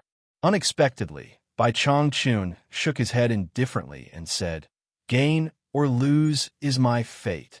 Since I'm here, I won't go back easily. Don't say anything more. I know what I'm doing. I can still take this little injury." "Take it?" Yu Qianqiu gritted his teeth when he heard this. He thought, "Oh man, what are you doing? You've already been beaten to this extent, yet you still want to save face and suffer. Do you really think that the Eastern Holy Land's immortals are as easy to bully as the cultivators? But Yu Qianshou also knew this old man's temper. He couldn't force him, so he turned and asked, "Old monster, do you have any more healing elixirs?" Immortal Crocodile wasn't stingy. He raised his hand, and a porcelain bottle flashed into his hand. He handed it over and said, "This is the yin-yang rejuvenation pill. It has good healing effects. For human cultivators, as long as they're still breathing, they can recover from their injuries. One pill is enough." "Thank you, old monster." Yu Qianshou took the bottle and was about to open the cork when Bai Changchun raised his hand and pressed it down. Bai Changchun shook his head and said, "There's no need. This time, I was at a disadvantage because my body couldn't bear my cultivation. Otherwise, I wouldn't have been injured. Although I'm injured, it's not a bad thing for me. I've already faintly comprehended a trace of the great Tao of reforging the body. There's no need to rush to heal. Leave the wound for me to study." Reforging the body. Even Immortal Crocodile couldn't help but exclaim. He looked at Bai Changchun as if he was looking at a monster. Perhaps Bai Changchun and Yu Qianshou didn't know what this meant, but Immortal Crocodile was shocked. The word rebirth popped up in his mind. Yu Qianshou looked at the wound on Bai Changchun's abdomen and didn't know what to say.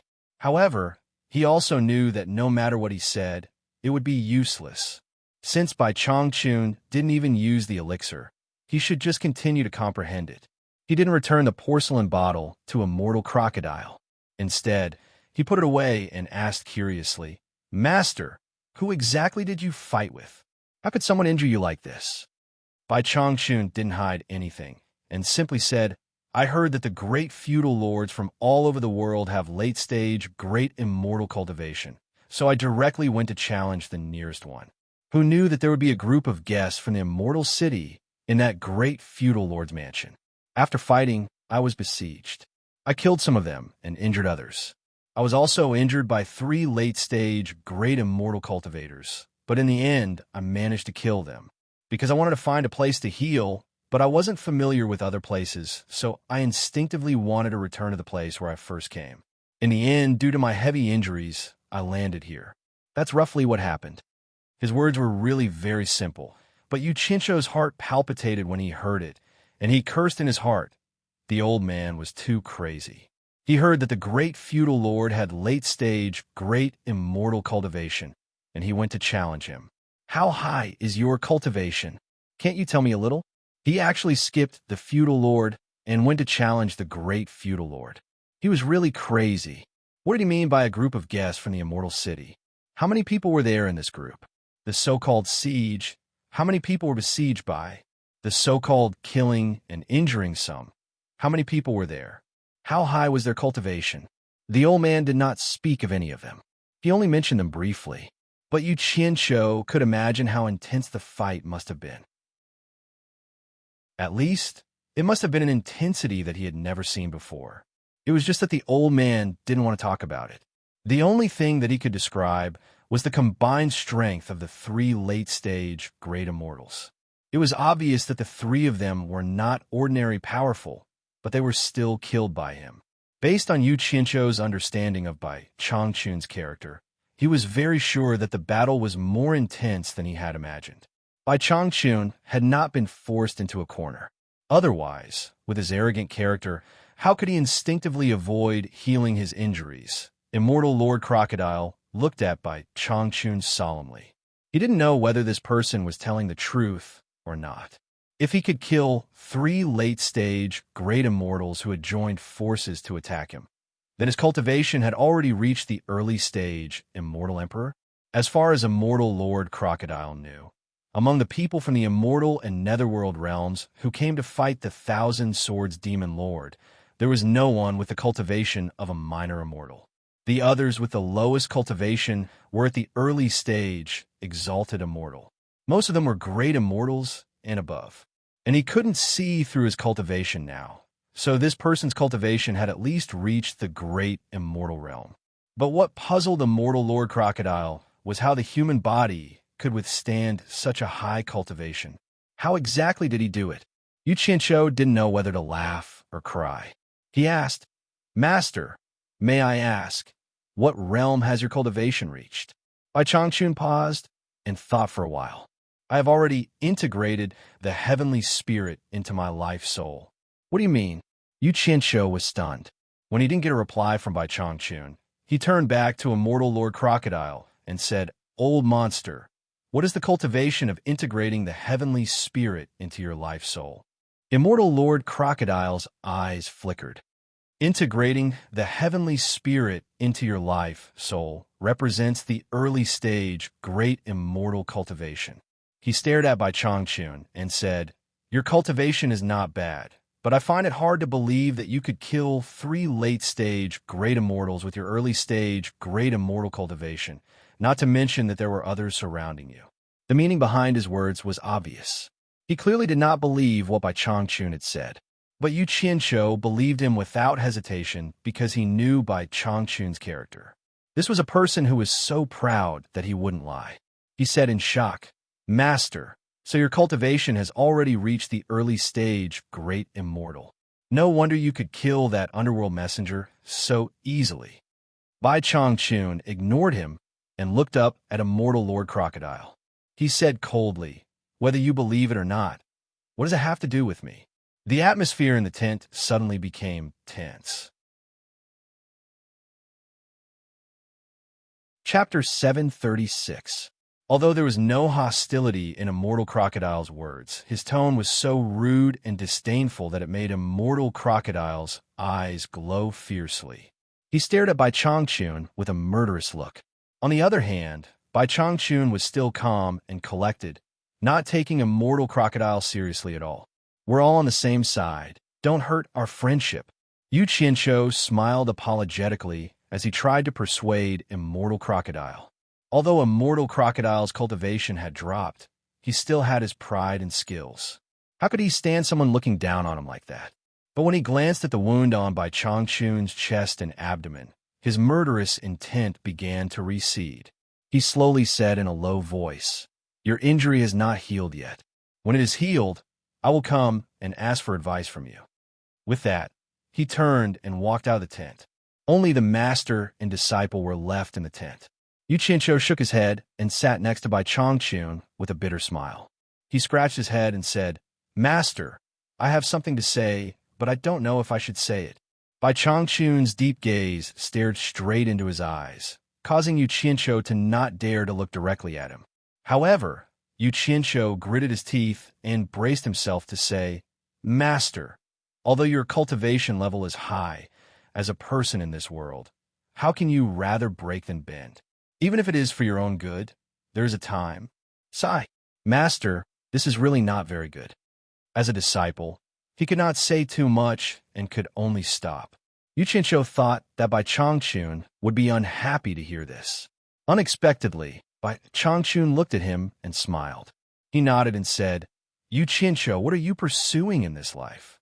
Yu Qianshou looked at the smile on Bai Changchun's face and was stunned. It was rare to see his master smile. After hearing this, he thought for a while and said, I am actually a lazy person. In fact, I really want to live a carefree life, like Senior Noju. However, your disciple's mortal heart is too heavy, and there are many things that are difficult to let go of. Furthermore, there is always a sense of crisis, so I have no choice but to work hard. If you must say that I have a goal, I hope that one day I will have the ability to let myself and the people around me live a truly free and unfettered life. If my ability is a little stronger, I hope that I can let everyone in the world live a little better. Bai Changchun smiled faintly and said, Are you tired of living? Yu Qianshou smiled bitterly and nodded. I'm a little tired in my heart, but the path is chosen by myself. After walking so far, I don't want to turn back. I want to continue walking, hoping that my wish will come true one day. Continue to work hard. The smile on Bai Changchun's face became warmer and warmer.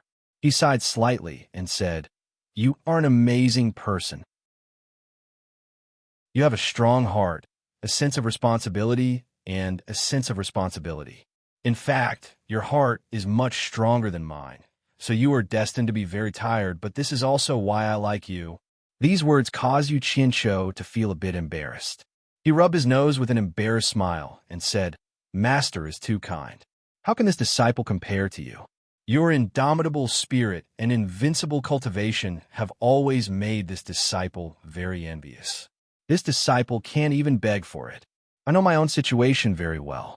To put it bluntly, this disciple is just a selfish, vile person. How can I compare to Master?" Bai Changchun gently waved his hand and said, "You are wrong. Who in the world is not selfish? People's hearts are made of flesh, not stones that can pave the way.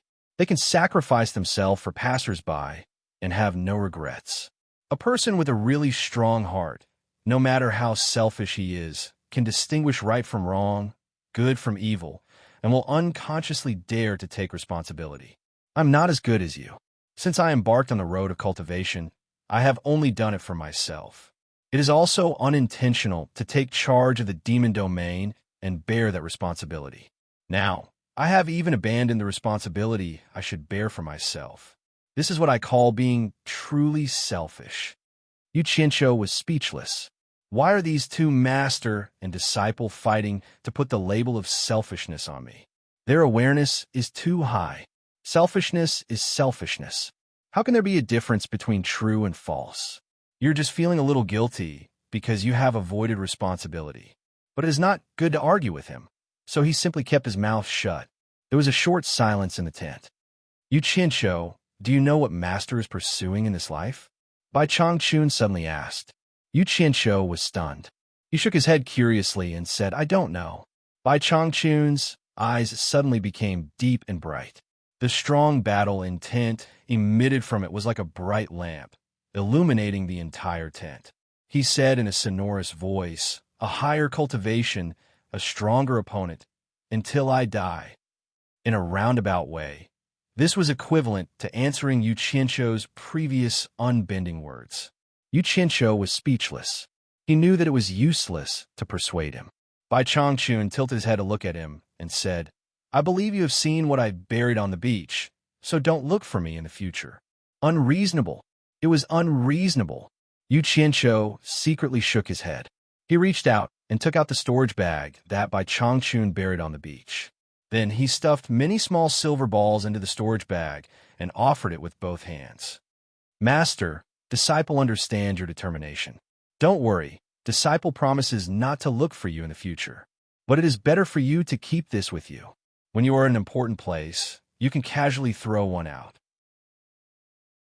For the sake of our relationship as master and disciple, take it as helping disciple. Perhaps disciple will need it when I encounter some big trouble in the future." Bai Changchun stared at the storage bag in his hand. After pondering for a while, he finally reached out and took it, which was considered a promise. Yu Qianqiu sighed softly. He stood up and bowed. "Disciple will take his leave. I will not disturb Master's recovery." After that, he retreated out of the tent.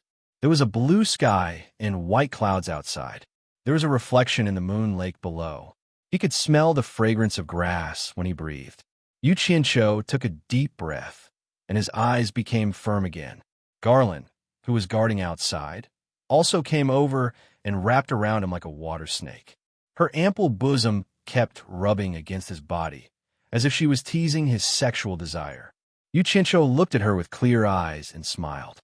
"Chief Garland, please tell the people in the tribe not to tell anyone about the immortal in the tent." Garland immediately agreed and reluctantly left him. It seemed that she was not able to have sex with such a brave warrior, and she felt very uncomfortable in her heart. By the lake, immortal Lord Crocodile, dressed in a silver-white robe, stood quietly with his hands behind his back. His silver hair fluttered in the wind, and no one knew what he was thinking. Yu Qianqiu stepped on the grass and strolled over to stand beside him. He smiled faintly. "Don't take it to heart. My master is just like that. He's used to breaking rather than bending. He doesn't mean to look down on you." Before he finished speaking, both of them looked back at the same time. They saw that Bai Changchun had already walked out of the tent. He glanced at the two of them indifferently, then turned into a shadow and flew toward a mountain peak in the distance. They could vaguely see him landing on a mountain peak. Yu Qianqiu muttered in his heart, "I don't know what he's going to do again. He's injured, but he doesn't know how to behave. Why is he running around blindly?" Suddenly, immortal Lord Crocodile's voice sounded in his ear. Your master gives off a feeling of being one with heaven and earth. This realm is very strong. It's not his cultivation level.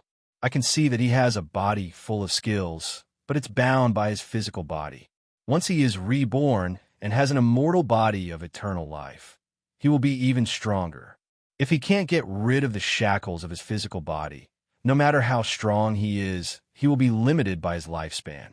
It's a pity that the immortal ascension platform is sealed by the soul transformation smoke. Otherwise, he could use the passage to refine his immortal body. By then, the celestial world will have another top expert. What a pity. Yu Qianqiu nodded and smiled. My master is known as the world's #1 expert, so he is naturally very strong. I believe that even if my master doesn't use the passage to refine his immortal body, he will be reborn and cast an immortal body. Oh, there's such a thing? Immortal Lord Crocodile tilted his head. Why are you so sure? Yu Qianqiu's eyes were firm as he said word by word, because he has always been invincible and can defeat any strong opponent. Even if his physical body can restrain him for a while, it can't restrain him forever. He will break through this shackle sooner or later. I believe that this is his fate. Even if he dies one day, he will only die at the hands of the strongest opponent, not because of the limitations of his physical body. Immortal Lord Crocodile snorted. Master and disciple indeed. Looks like you have a lot of confidence in your master. Not a lot of confidence, but he can definitely do it. Yu Qianqiu suddenly turned around and stared at immortal Lord Crocodile. Because his name is by Changchun, the human world has bound him for too long. Now that the shackles have been broken, he will move forward with indomitable will, becoming stronger and stronger until he dies in battle. One day, you will know the meaning of the name by Changchun. Bang! An angry clap of thunder sounded, as if in response to Yu Qianqiu's words. The two of them suddenly looked up and saw the white clouds in the sky suddenly churning and forming dark clouds. The airflow between heaven and earth suddenly became chaotic, and in an instant, it turned into a raging gale. The calm moon lake suddenly became undulating. The cannibals by the lake looked around in fear. They had seen the weather change before, but they had never seen such a sudden change. The tents that had been set up with stakes seemed to be pulled up by the roots. The cannibals immediately got busy, pulling up the stakes and putting away the tents. The wind blew fiercely, and the sky and earth changed color. Dark clouds kept churning and gathering from all directions. In an instant, there was a loud clap of thunder that covered the sky and earth. Only the sound of thunder could be heard, and it was a frightening sight. Old monster, what's going on? The voice was like a mosquito buzzing under the thunder. Yu Qianqiu looked up at the sky. Why did it feel like the opening of the East Holy Land? It's where your master is. I don't know what he's doing. Thunder flashed, and immortal Lord Crocodile pointed at the mountain whereby Changchun had landed. Hearing this, Yu Qianqiu looked carefully and saw that the dark clouds were gathering in that direction. Immortal Lord Crocodile shouted, "Let's go and see what your master is doing." Then, he pulled Yu Qianqiu and flew away. The sky was dark, and none of the cannibals running around the lake noticed that the two of them had disappeared. Chapter 737. The two of them flew to the front of the mountain and looked at each other, not knowing what he was doing. Bai Changchun stood quietly at the top of the mountain with his hands behind his back and his eyes closed.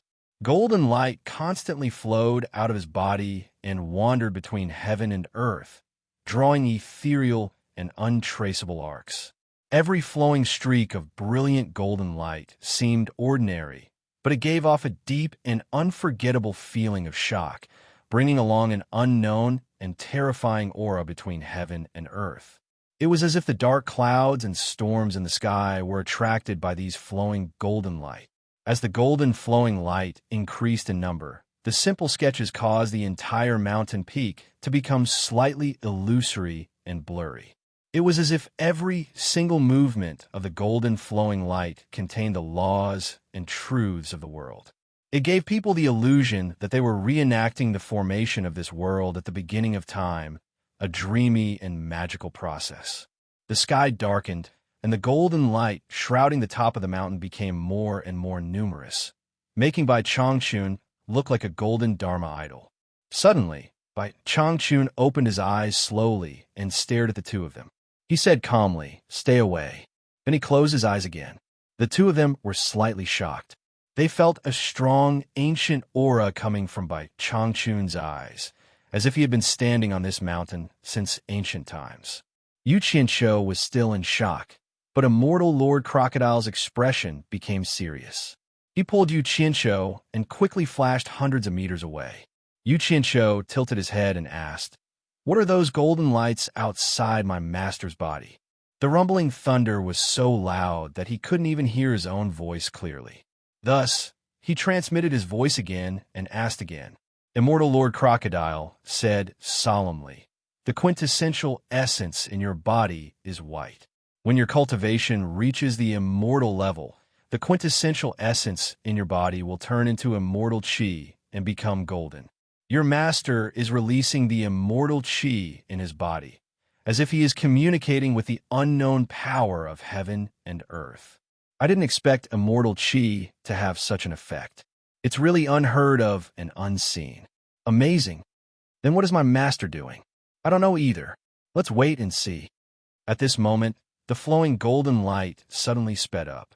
A series of dazzling thunderbolts shot out from the dark clouds like a series of cannons, meandering and sinisterly striking Bai Changchun's body. After the dazzling white light, it was closely followed by the continuous boom-boom sounds of explosions. Bai Changchun's entire body had been wrapped in lightning, turning into a ball of white light like a giant incandescent light bulb, illuminating the entire world. "Master!" Yu Qianshou exclaimed, but the lightning bolts were too loud, and his voice could be ignored. Immortal Crocodile restrained Yu Qianshou, who was a little impulsive. He stared at the rapidly swimming golden light, then at the sinister lightning that filled the sky. He transmitted his voice and said, "Don't be agitated. Your master is fine. I think I can guess what your master is doing. I think I know what your master is doing." Yu Qianshou felt that his eyes had been blinded by the intense white light. He narrowed his eyes and asked, "What is my master doing?" "Your master is truly a genius of his generation. Having such a master is enough to make you proud for the rest of your life." Immortal Lord Crocodile stared at the light ball at the mountain peak with a solemn expression. He paused and said, "If I'm not wrong, he is using the power of the heavenly lightning to temper his body. If he had not seen it with his own eyes, he would not have believed it. He could summon thunderclouds to borrow the power of the heavenly lightning in broad daylight. Without using any treasures, he can communicate with heaven and earth and borrow the power of heaven and earth. Amazing." Yu Qianshou asked excitedly and nervously, "Old monster, are you saying that my master is reforging his body? Can he succeed?" Immortal Lord Crocodile looked back indifferently and said, "Didn't you tell me before that he would definitely succeed? Why? Are you not confident now?" Yu Qianshou smiled awkwardly and shut up. He could only blame the commotion in front of him. It would be a lie to say that he was not worried. He did not know what was going on inside the light ball that was surrounded by thunderbolts, but the golden light outside was still swimming around. It was obvious that it was still being controlled. With that in mind, Yu Qianshou was slightly relieved. After the thunderclap resounded for nearly 2 hours, Immortal Lord Crocodile's expression became more and more shocked. He wondered if he could withstand such a powerful thunderbolt for 2 hours with just his body alone if his cultivation was still at its peak. Just as he was asking himself, the golden light mixed with the thunderbolts suddenly sped up. The atmosphere between heaven and earth became extremely heavy, so oppressive that it was difficult to breathe. It made people feel as if the air had stopped flowing. With the mountain peak as the center, it was as if even time had stopped flowing. Suddenly, the pressure between heaven and earth relaxed, and the thunderbolts under the dark clouds quickly disappeared. The rumbling sky returned to normal in the blink of an eye, with only the wind blowing. The feeling of the tremors suddenly disappearing and only the sound of the wind made people feel relieved. It was as if they had drunk honey, and every pore in their body was breathing to their heart's content. The sky began to turn white, and the dark clouds in the sky quickly dissipated. No one knew where they came from and where they would return to. Perhaps the person standing on a mountain peak would know the answer. After all, he was the one who had summoned them. The light ball on the mountain peak gradually shrank, slowly disappearing or converging into that person's body. Bai Changchun stood there unscathed, unhurriedly twisting the cloth buttons on his green robe. His clothes were obviously brand new. Yu Qianqiu was dumbfounded. The old man was actually changing his clothes in the lightning? As Bai Changchun meticulously tidied up his clothes, the golden light solidified on the mountain peak also drew an arc and entered his body. After tidying up his clothes, he slowly put his hands behind his back, and a majestic aura was suddenly released from his body. It was like a stormy sea that rolled in all directions, and it pressed down on the surrounding trees at the foot of the mountain, causing them to collapse one after another. Yu Qianqiu was forced to breathe by the aura that rushed over. His eyes rolled back, and he felt the strong pressure pouring into his lungs, about to burst them.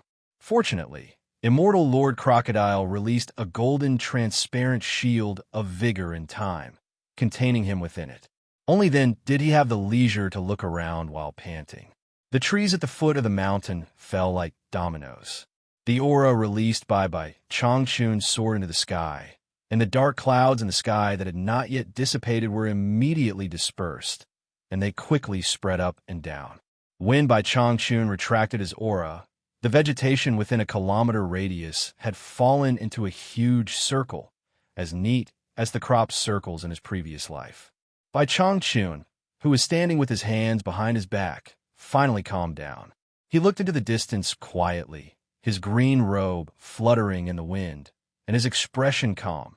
Immortal Lord Crocodile retracted the golden transparent shield of vigor and flew to the mountain peak with Yu Qianqiu. Bai Changchun slowly turned to look at the two, his expression calm. Yu Qianqiu looked at him up and down for a while, and did not find anything different from before. He asked suspiciously, "Master, have you succeeded in body forging?" Bai Changchun nodded slightly, expressionless. Immortal Lord Crocodile's eyes flickered, and he said in a low voice, "If I'm not wrong, your cultivation has broken through again."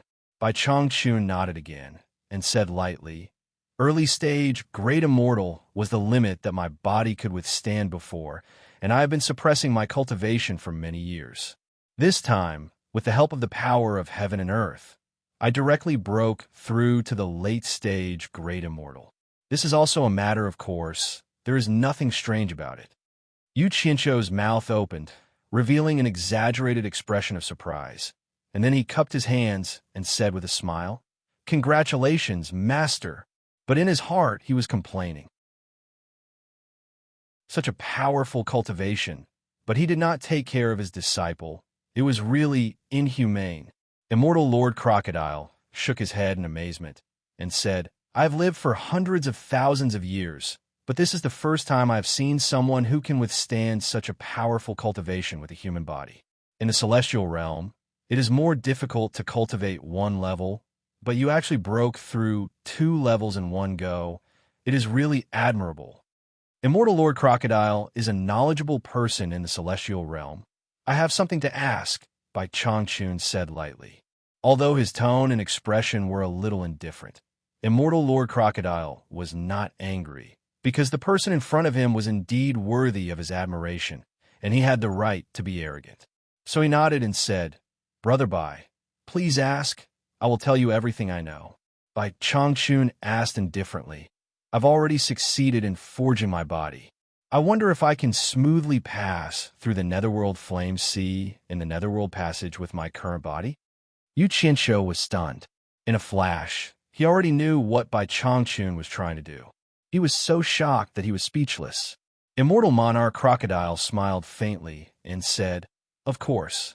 The Netherworld Fire Sea can only stop those with mortal flesh and blood, but it cannot stop those who have cultivated the immortal body, demonic body, and nether body.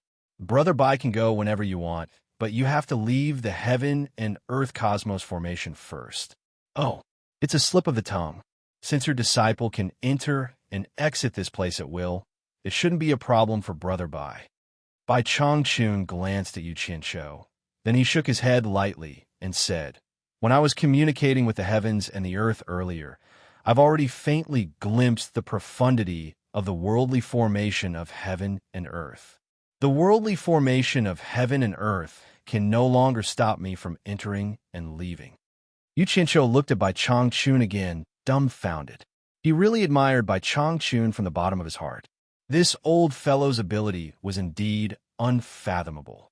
Even the worldly formation of heaven and earth couldn't stop him now. He was really a little too strong. He let out a long sigh in his heart. A trapped dragon rising to the heavens, about to soar to the 9 heavens. Bai Changchun's words were actually meant for Yu Qianqiu to hear, but Immortal Monarch Crocodile was a little confused and couldn't wrap his head around it. He paused and said, "From what Brother Bai said, are you going to leave the Eastern Holy Land and head to the Netherworld now?" Bai Changchun shook his head slightly and said indifferently, "Not for now. I heard that the Eastern Holy Land is ruled by 2 immortal monarchs on land and 2 Netherworld generals on land. Since I'm here, there's no reason I won't know." Chapter 738. After a moment of silence, Immortal Lord Crocodile said slowly, "Brother Bai's methods are unquestionable, but I still have to advise you not to trespass into the Netherworld. You must know that not everyone can ascend to the immortal world, but the majority of them end up in the underworld, in the boundless and endless darkness. Perhaps there are some unknown existences that are even more terrifying than the Emperor of the Underworld and the Immortal Emperor." Even Bai Changchun was a little moved after hearing this.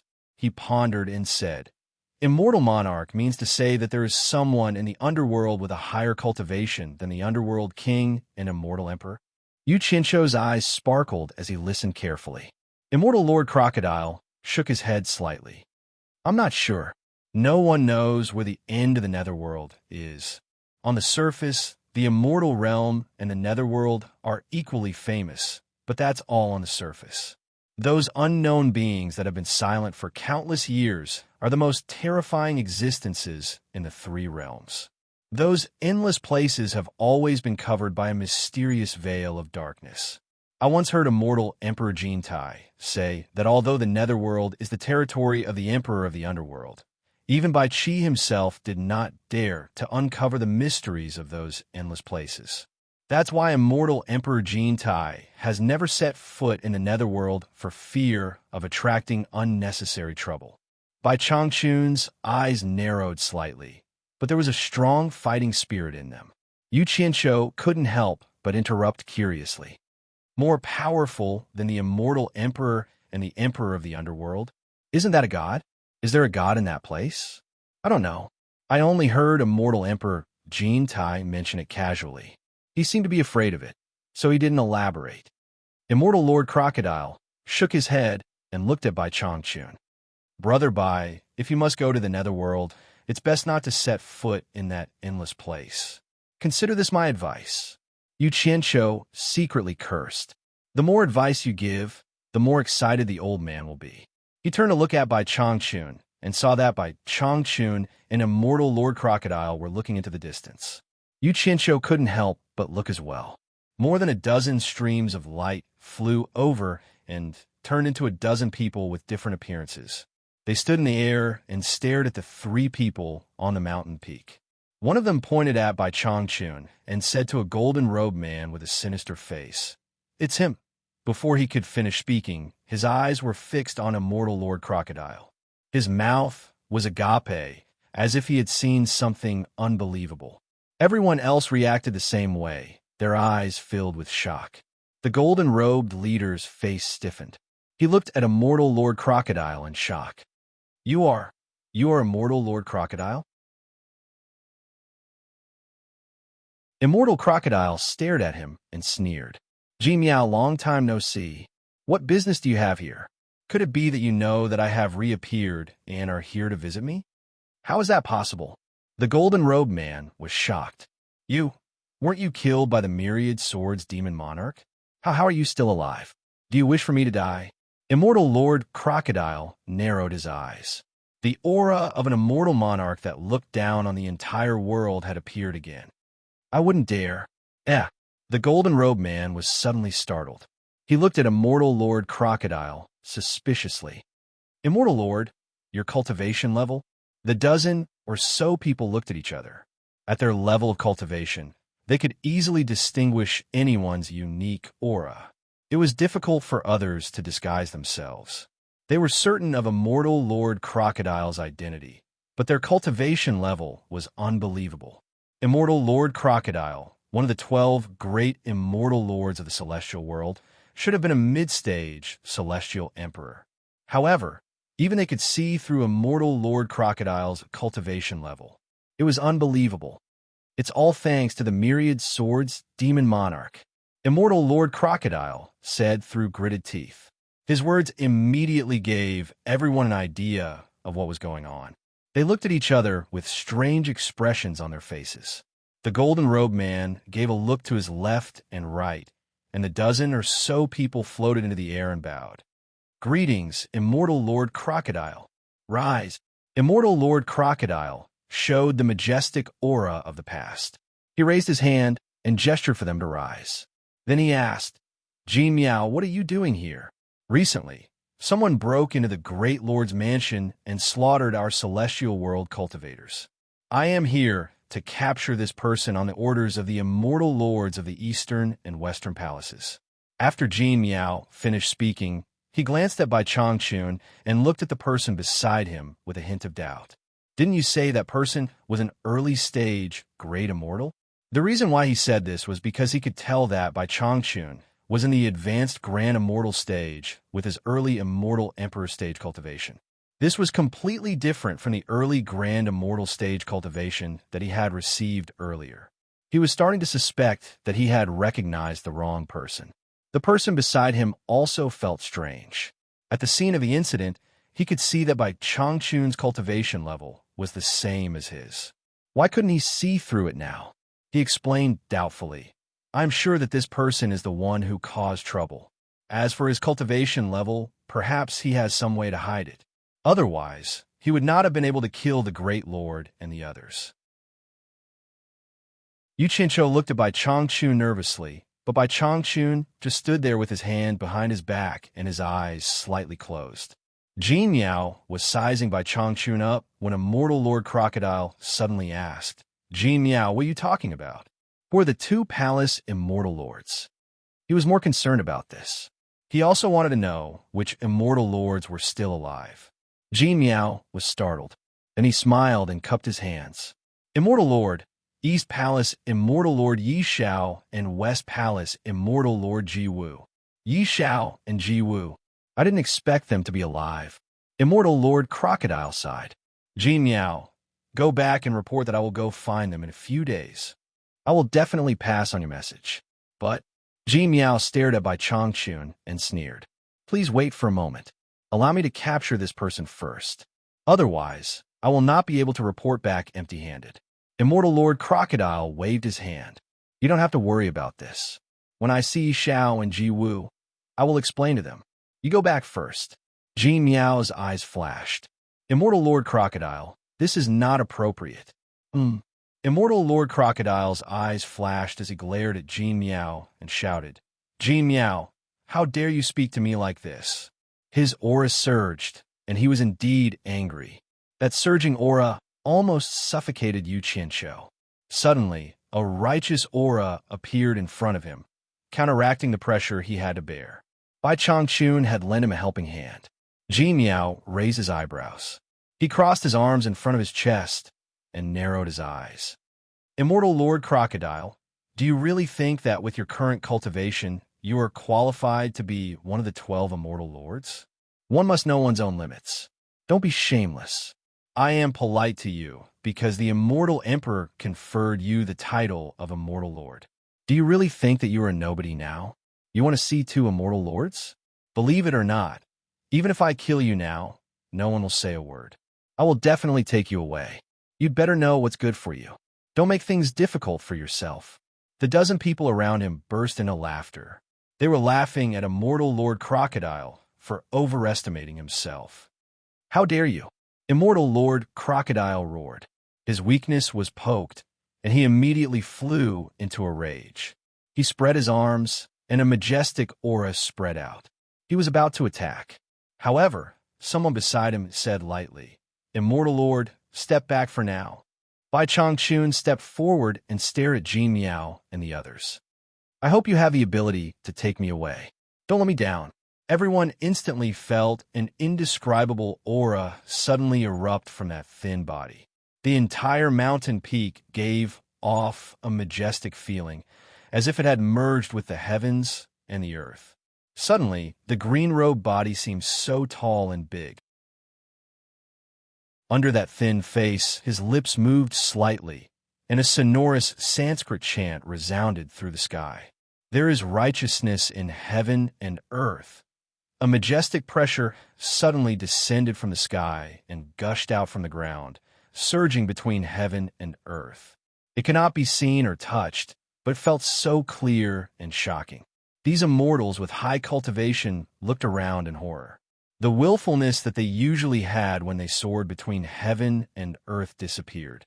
At this time, in the face of the power of heaven and earth, they suddenly felt so small. Jin Miao's pupils shrank. She looked at Bai Changchun in disbelief and shouted, "Kill him! Righteousness, condense!" As soon as she finished speaking, the majestic aura in the surroundings instantly condensed and pressed down like thousands of towering mountains. The huge pressure made the eyes of the dozen people who were extracting immortal treasures bulge. Among them, 2 of the weaker ones exploded into 2 clouds of blood mist on the spot. They finally understood that once the power of heaven and earth was unleashed, it was not something that could be resisted by humans. The rest of the people who were extracting immortal treasures had become slow motion. They were suffering from the huge pressure of resisting the power of heaven and earth. Bai Changchun stared at them indifferently, expressionless. Immortal Lord Crocodile and Yu Qianqiu stood beside Bai Changchun. Although they could feel the terrifying power of heaven and earth, they did not feel any pressure. But from the actions of the people floating in the air opposite them, they could see that this inexplicable power was indescribably strong, because 2 immortals could not resist it and died on the spot. Yu Qianqiu's mouth turned into a circle, and his eyes shone brightly. He did not know how to vent his feelings of admiration. In short, this old fellow was still as admirable as ever. Selling cakes. Immortal Lord Crocodile's lips were tightly shut, and the muscles on his cheeks were constantly rubbing as he stared at the thin figure in front of him in a green robe. At this moment, Bai Changchun stretched out his right hand from behind his back. He raised his palm and slowly lifted it up. Under the heavy pressure, a steady stream of air squeezed in from all directions and gathered in his palm. A dazzling light burst out, and the ball of light grew bigger and more dazzling. Suddenly, the withered palm moved, shuttling through the ball of light, changing into an unfathomable trajectory. Finger shadows intertwined, and countless sharp white lights burst out from the fingertips. In the blink of an eye, thousands of streams of light flew like a storm toward the dozen people floating in the air opposite them. The scene of cornucopia green eyebrows being struck down flashed in Yu Qianqiu's mind. He said in a daze, "Immortal lost finger." Chapter 739. After a moment of silence, Immortal Lord Crocodile said slowly, "Brother Bai's methods are unquestionable, but I still have to advise you not to trespass into the netherworld. You must know that not everyone can ascend to the immortal realm, but most of them end up in the netherworld. In the endless darkness, there may be some unknown beings more terrifying than the Emperor of the Underworld and the Immortal Emperor." Even Bai Changchun was moved by this. "Immortal Lord, do you mean that there are people in the netherworld with higher cultivation than the Emperor of the Underworld and the Immortal Emperor?" Yu Qianqiu's eyes lit up as he listened. Immortal Lord Crocodile shook his head slightly. "I'm not sure. No one knows where the end of the netherworld is. On the surface, the immortal realm and the netherworld are equally famous, but that's all on the surface. Those unknown beings that have been silent for countless years are the most terrifying existences in the three realms. Those endless places have always been covered by a mysterious veil of darkness. I once heard immortal Emperor Jade say that although the netherworld is the territory of the Emperor of the underworld, even Bai Qi himself did not dare to uncover the mysteries of those endless places. That's why immortal Emperor Jade has never set foot in the netherworld for fear of attracting unnecessary trouble. Bai Changchun's eyes narrowed slightly, but there was a strong fighting spirit in them. Yu Qianqiu couldn't help but interrupt curiously. More powerful than the immortal emperor and the emperor of the underworld? Isn't that a god? Is there a god in that place? I don't know. I only heard immortal emperor Jade mention it casually. He seemed to be afraid of it, so he didn't elaborate. Immortal Lord Crocodile shook his head and looked at Bai Changchun. Brother Bai, if you must go to the netherworld, it's best not to set foot in that endless place. Consider this my advice. Yu Qianqiu secretly cursed. The more advice you give, the more excited the old man will be. He turned to look at Bai Changchun and saw that Bai Changchun and immortal Lord Crocodile were looking into the distance. Yu Qianqiu couldn't help but look as well. More than a dozen streams of light flew over and turned into a dozen people with different appearances. They stood in the air and stared unkindly at the three people on the mountain peak. One of them pointed at Bai Changchun and said to the leading golden-robed man, "That's him." Before he could finish, he stared at immortal Lord Crocodile with his mouth agape, as if he had seen something unbelievable. Everyone else was the same, their eyes filled with shock. The golden-robed leader's face stiffened. He looked at immortal Lord Crocodile in shock. You are immortal Lord Crocodile?" Immortal Crocodile stared at him and sneered. "Jin Miao, long time no see. What business do you have here? Could it be that you know that I have reappeared and are here to visit me? How is that possible?" The golden-robed man was shocked. Weren't you killed by the myriad swords demon monarch?" The Lord Jin King Lord said. "Do you wish for me to die?" Immortal Lord Crocodile narrowed his eyes. The aura of an immortal monarch that looked down on the entire world had appeared again. "I wouldn't dare." "Huh?" The golden-robed man suddenly paused and looked at immortal Lord Crocodile suspiciously. "Immortal Lord, your cultivation?" The dozen people looked at each other. At their level of cultivation, they could easily identify anyone's unique aura. It was hard to hide from them. They could confirm immortal Lord Crocodile's identity, but his cultivation was unbelievable. Immortal Lord Crocodile, one of the 12 great immortal lords, should have been a mid-stage immortal emperor. However, they could see through his cultivation. It was only a late-stage exalted immortal. It was unbelievable. "It's all thanks to the Lord Crocodile," immortal Lord Crocodile said through gritted teeth. His words immediately gave everyone an idea of what was going on. They looked at each other with strange expressions on their faces. The golden-robed man looked to his left and right, and the dozen people flew into the air and bowed. "Greetings, immortal Lord Crocodile. Rise." Immortal Lord Crocodile showed his majestic aura and raised his hand, indicating for them to rise. Then he asked, "Ji Miao, what are you doing here? Recently, someone broke into the Great Lord's mansion and killed our cultivators. I'm here to capture this person on the orders of the immortal lords of the eastern and western palaces." After Ji Miao finished speaking, she glanced at Bai Changchun with a hint of doubt. She looked at the person beside her and asked, "Didn't you say that person was an early great immortal?" He said this because he could tell from his early-stage immortal emperor cultivation that Bai Changchun was a late-stage great immortal, which did not match the early-stage great immortal that he had received earlier. He wondered if he had recognized the wrong person. The person beside him also felt strange. At the scene of the incident, he could tell that Bai Changchun's cultivation was the same as his. Why couldn't he see through it now? He explained suspiciously, "I'm sure this person is the one who caused trouble. As for his cultivation, maybe he has some way to hide it. Otherwise, he wouldn't have been able to kill the Great Lord and the others." Yu Qianqiu looked at Bai Chongqun nervously, but Bai Chongqun just stood there with his hands behind his back, his eyes slightly closed, unperturbed. Jin Miao was sizing Bai Chongqun up when a mortal Lord Crocodile suddenly asked, Jin Miao, what are you talking about? Who are the two palace immortal lords? He was more concerned about this. He also wanted to know which immortal lords were still alive. Jin Miao was startled, then smiled and cupped his hands. East Palace Immortal Lord Yi Xiao and West Palace Immortal Lord Ji Wu. Yi Xiao and Ji Wu. I didn't expect them to be alive. Immortal Lord Crocodile sighed. Jin Miao, go back and report that I'll go find them in a few days. I'll definitely help you pass the message. But Jin Miao stared at Bai Chongqun and sneered. Immortal Lord, please wait for a moment. Let me capture this person first. Otherwise, I won't be able to report back empty-handed. Immortal Lord Crocodile waved his hand. You don't have to worry about this. When I see Xiao and Ji Wu, I'll explain to them. You can go back first. Jin Miao's eyes flashed. Immortal Lord Crocodile, that's not appropriate. Immortal Lord Crocodile glared at Jin Miao and shouted, Jin Miao, how dare you talk to me like this? His aura surged.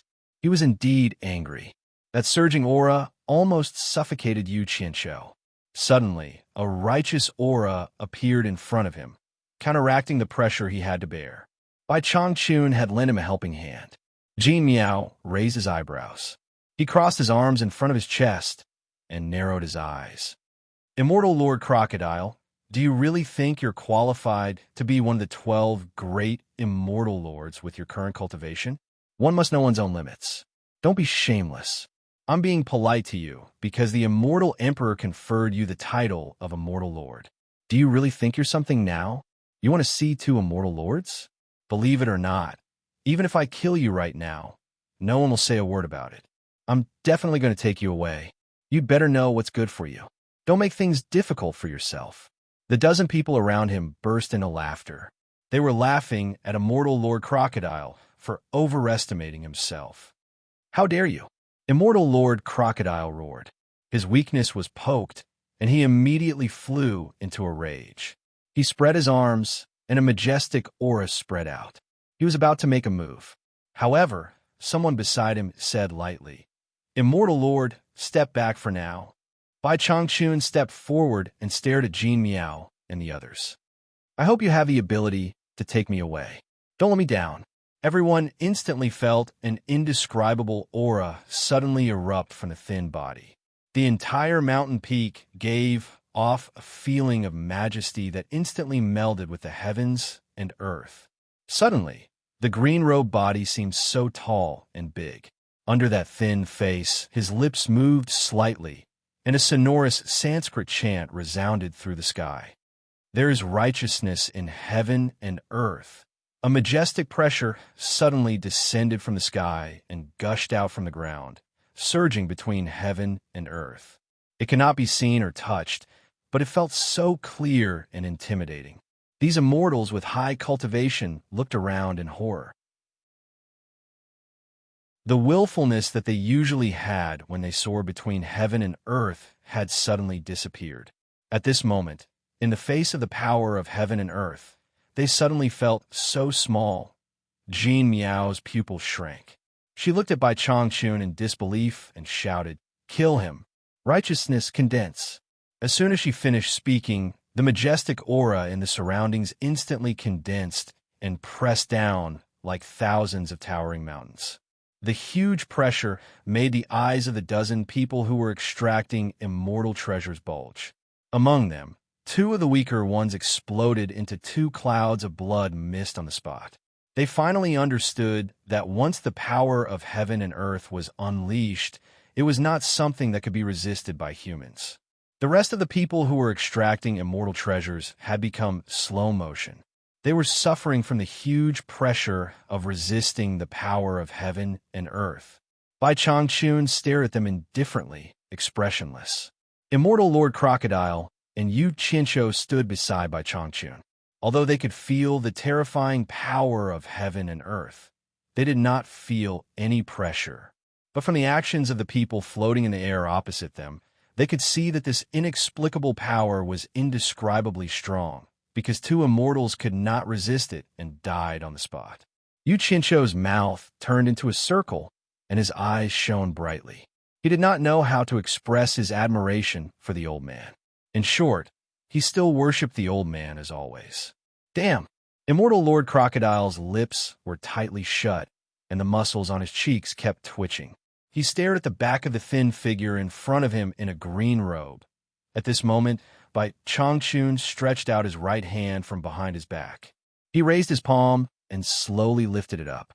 Under the heavy pressure, a steady stream of air squeezed in from all directions and gathered in his palm.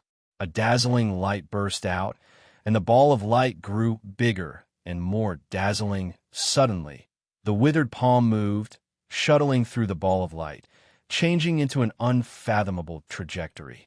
Finger shadows intertwined, and countless sharp white lights burst out from the fingertips. In the blink of an eye, thousands of streams of light flew toward the dozen people floating in the air opposite them like a storm. The scene of cornucopia green eyebrows being struck down flashed in Yu Qianzhou's mind. He said in a daze, "Immortal lost finger." Chapter 740. Immortal Lord Crocodile's ears twitched. He glanced at Yu Qianzhou and memorized the name, Lost Immortal Finger. Thousands of beams of light closed in. One could feel the powerful, penetrating power of each beam.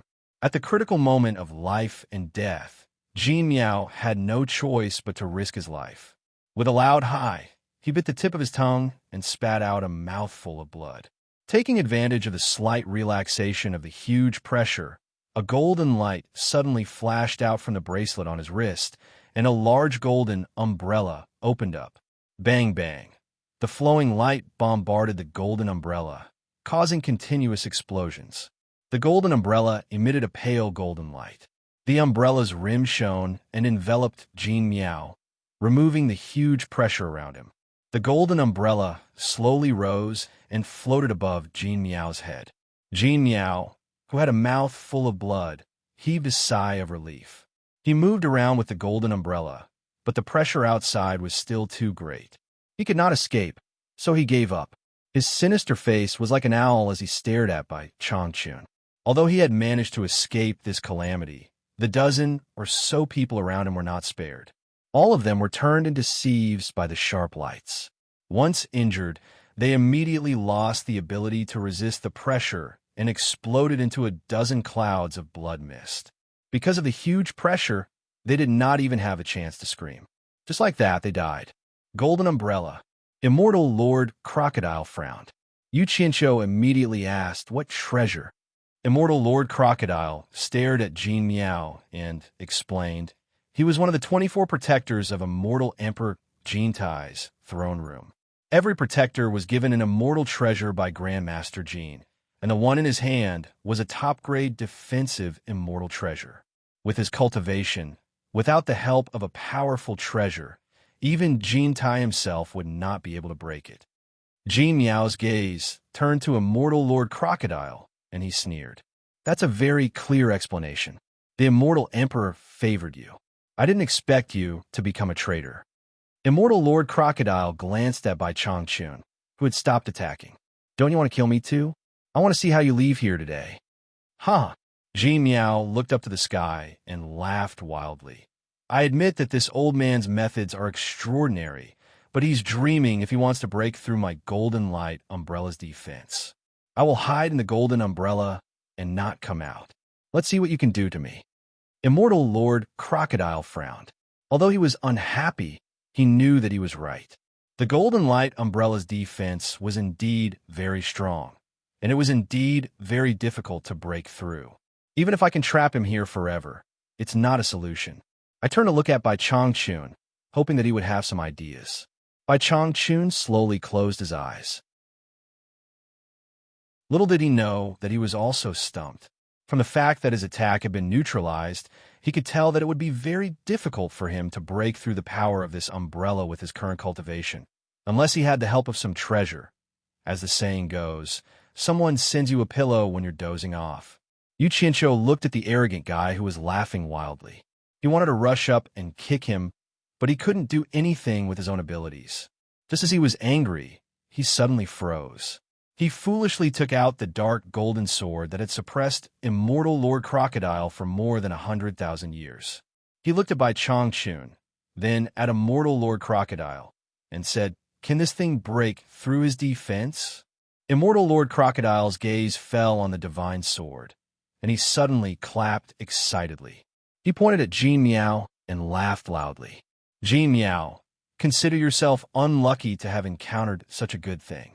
You're dead today." Bai Changchun couldn't help but open his eyes to look at the thing in Yu Chincho's hand. Jin Miao was slightly stunned. He stared suspiciously at the sword in Yu Chincho's hand. Suddenly, his eyes widened, and he said in shock, "Myriad Swords Demon Lord. This is one of the Myriad Swords Demon Lord swords. Why is it here?"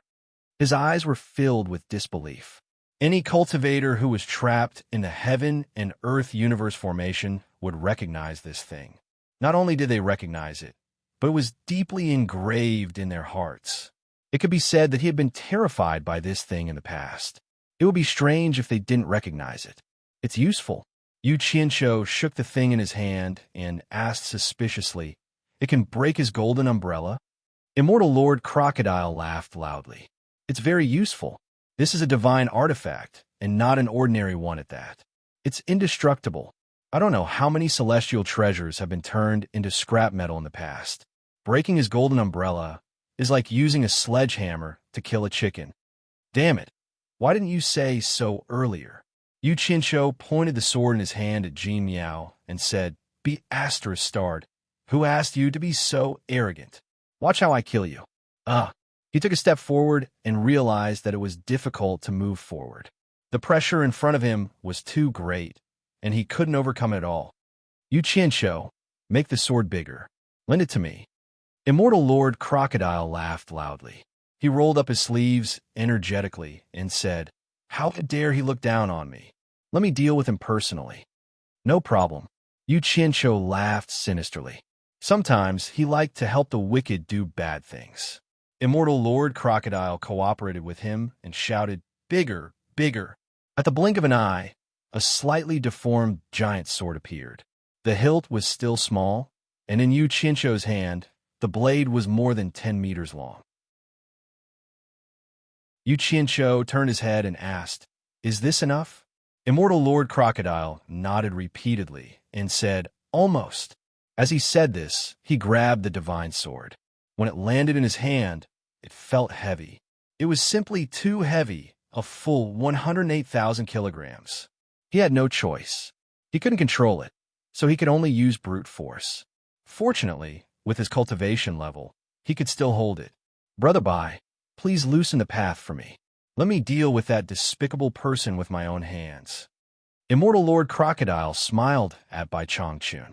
Bai Changchun looked at the two of them, shouting, "Big, big, big." His expression was a little. He nodded slightly in agreement. Once the pressure in front of him lessened, Immortal Lord Crocodile immediately flew over with the giant sword, landing in front of the golden umbrella and laughing lewdly. Looking at the giant sword, Jin Miao was a little stunned. He immediately said in horror, "Immortal Lord, I was too presumptuous just now. We could talk things out. Wait, if you push me too far, I will self-destruct and die with you." "A despicable person like you? You don't have the guts to self-destruct, even if I asked you to. Are you willing to be destroyed forever?" As Immortal Lord Crocodile spoke, the giant sword in his hand swept horizontally. With a whoosh, it directly cut through the golden light curtain that sprinkled down from the umbrella. As expected of a divine sword, its indestructible sharpness went without saying. It sliced through the golden light curtain like a knife cutting through tofu.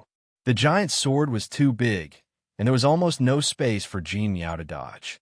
Jin Miao, who was under the umbrella, exclaimed, "Immortal Lord, spare me." There was a scream, and blood spurted out. The person under the umbrella was cut in half. The golden umbrella, which had lost its magic power to support it, was put away. A huge pressure surged, and immediately the two halves of the body exploded into two clouds of blood mist. At this moment, the huge pressure disappeared instantly, and the thick pressure also dissipated between heaven and earth. Everything returned to normal. Immortal Lord Crocodile grabbed the golden umbrella, wiped away the remaining divine sense inside, and threw it to Yu Qianqiu. Take this. Your cultivation level is low, so I'll give you a good life-saving item. Yu Qianqiu caught the closed golden umbrella and winked at it. He turned around and hugged it, fondling it as if he was hugging a sexy and enchanting beauty. What a shame. I've never seen this before. Put away your divine sword. Immortal Lord Crocodile returned the sword to Yu Qianqiu, who quickly shrunk it. He held the sword in one hand and the umbrella in the other. He looked at both sides and nodded with satisfaction. One was an indestructible divine sword, and the other was a golden umbrella with amazing defense. It was a perfect match. Good stuff. Bai Changchun frowned slightly and stood still, as if he had gained some enlightenment from the battle just now. Immortal Lord Crocodile walked over and sighed. Brother Bai's methods have really opened my eyes. The power of heaven and earth comes and goes at your beck and call. I wonder what this technique is. Do you have a name for me to admire? Bai Changchun glanced at him and said calmly, "Let's call it the morality technique. I've gained some enlightenment, but it needs to be perfected. There is morality in heaven and earth. Righteousness, morality, technique." Immortal Lord Crocodile took a deep breath and looked into the distance. He shook his head and clicked his tongue. Not bad, it's a good name. Just the name alone was enough to make one ponder. There is morality in heaven and earth, and morality is everlasting and mighty. The power of heaven and earth. Don't underestimate it. Don't underestimate it. Bai Changchun looked at Yu Qianqiu, who was hugging the treasure and smiling. He said, "Immortal Lord Crocodile, I would like to ask you some questions." Immortal Lord Crocodile turned to face him. I've lived for hundreds of thousands of years, and there aren't many people that I truly admire. You, Bai Changchun, are one of them. If you have any questions, ask away. I will tell you everything I know. You flatter me, Bai Changchun said calmly. The treasures used by human cultivators are relatively crude. I'm not knowledgeable, and today is the first time I've seen such a strong defensive immortal treasure like the Golden Umbrella. There must be many similar treasures in the Netherworld and Immortal World. Do you really need to use a treasure that can restrain it to break it? That's hard to say. Usually, other than using the corresponding treasure to break it, you can only rely on your strong cultivation. If that doesn't work, you can only escape and wait for a chance to sneak an attack. Immortal Lord Crocodile said slowly. When Yu Qianqiu heard this, he immediately understood Bai Changchun's apprehension. Obviously, it was because of what happened just now. He walked over with the two treasures in his hands and offered them to Immortal Lord Crocodile. Master, you should take these two treasures with you. With them, you should be able to solve a lot of problems. Immortal Lord Crocodile looked at Yu Qianqiu with a hint of surprise in his eyes. He nodded slightly. However, Bai Changchun shook his head. These are not suitable for me. If I use them too often, I'll become dependent on them. You should use them sparingly. It's best not to use them unless you have no other choice. Using too many of them will only harm your cultivation. You're on your own. With that, he turned into a green stream of light and flew into the sky. Yu Qianqiu was speechless as he held the two treasures. He didn't expect to be taught a lesson for his good intentions. But as he watched the green stream of light disappear in the sky, he felt suffocated. After this farewell, he didn't know when they would meet again, and he didn't know if they would have the chance to meet again.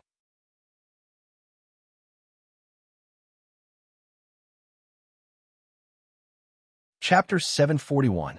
Old Monster, do you think my master is a match for that two-palace immortal lord? Yu Qianqiu asked, looking in the direction whereby Changchun had disappeared.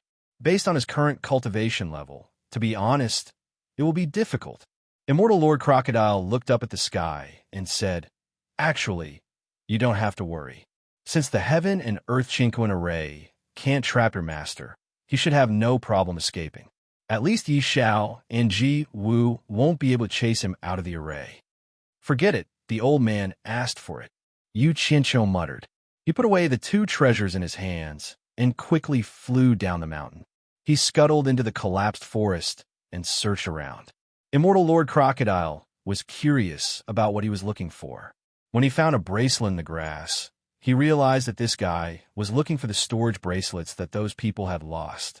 Not long after, Yu Qianqiu flew back to the top of the mountain with a dozen bracelets in his hands. He used his divine sense to check them one by one. After looking through them, Yu Qianqiu's expression did not look too good. There was nothing in them, other than some that he did not recognize. There were pitifully few spirit stones left. They were not even as many as the spirit stones in the bracelet of the Immortal World's envoy on the Immortal Ascension platform. Logically speaking, this was impossible. The envoy's level was obviously lower than these people. Old monster, I don't know if I'm blind, but can you help me see if there is anything valuable in these bracelets? Yu Qianqiu stuffed the bracelets into his hands. Immortal Lord Crocodile was stunned, but he still checked the contents of the dozen or so bracelets and found that there were indeed very few items. Apart from a few decent immortal artifacts, there was really nothing valuable. He thought for a while and understood what was going on. He returned the bracelets to Yu Qianqiu and said with a smile, "Of course there is nothing valuable, but the quality of the immortal artifacts inside is not bad. If it was in the immortal world, it would be worth some money. But in the human world, it might not be worth the price it should be." Yu Qianqiu put away the bracelet. He had no intention of selling the immortal equipment in the cultivation world. If these immortal equipment were to be sold to the cultivation world, it would simply be looking for trouble for himself. Frowning, he said, "You said that it's inevitable that there's nothing valuable. Why do you say that? The consumption of spirit stones by immortals is far greater than that of mortal cultivators. After being sealed here by the heaven and earth cosmos formation for more than 100,000 years, they must have used up almost all the things that could be consumed. Even if there are spirit stone mines on this continent, I reckon that there will be too many people and not enough meat.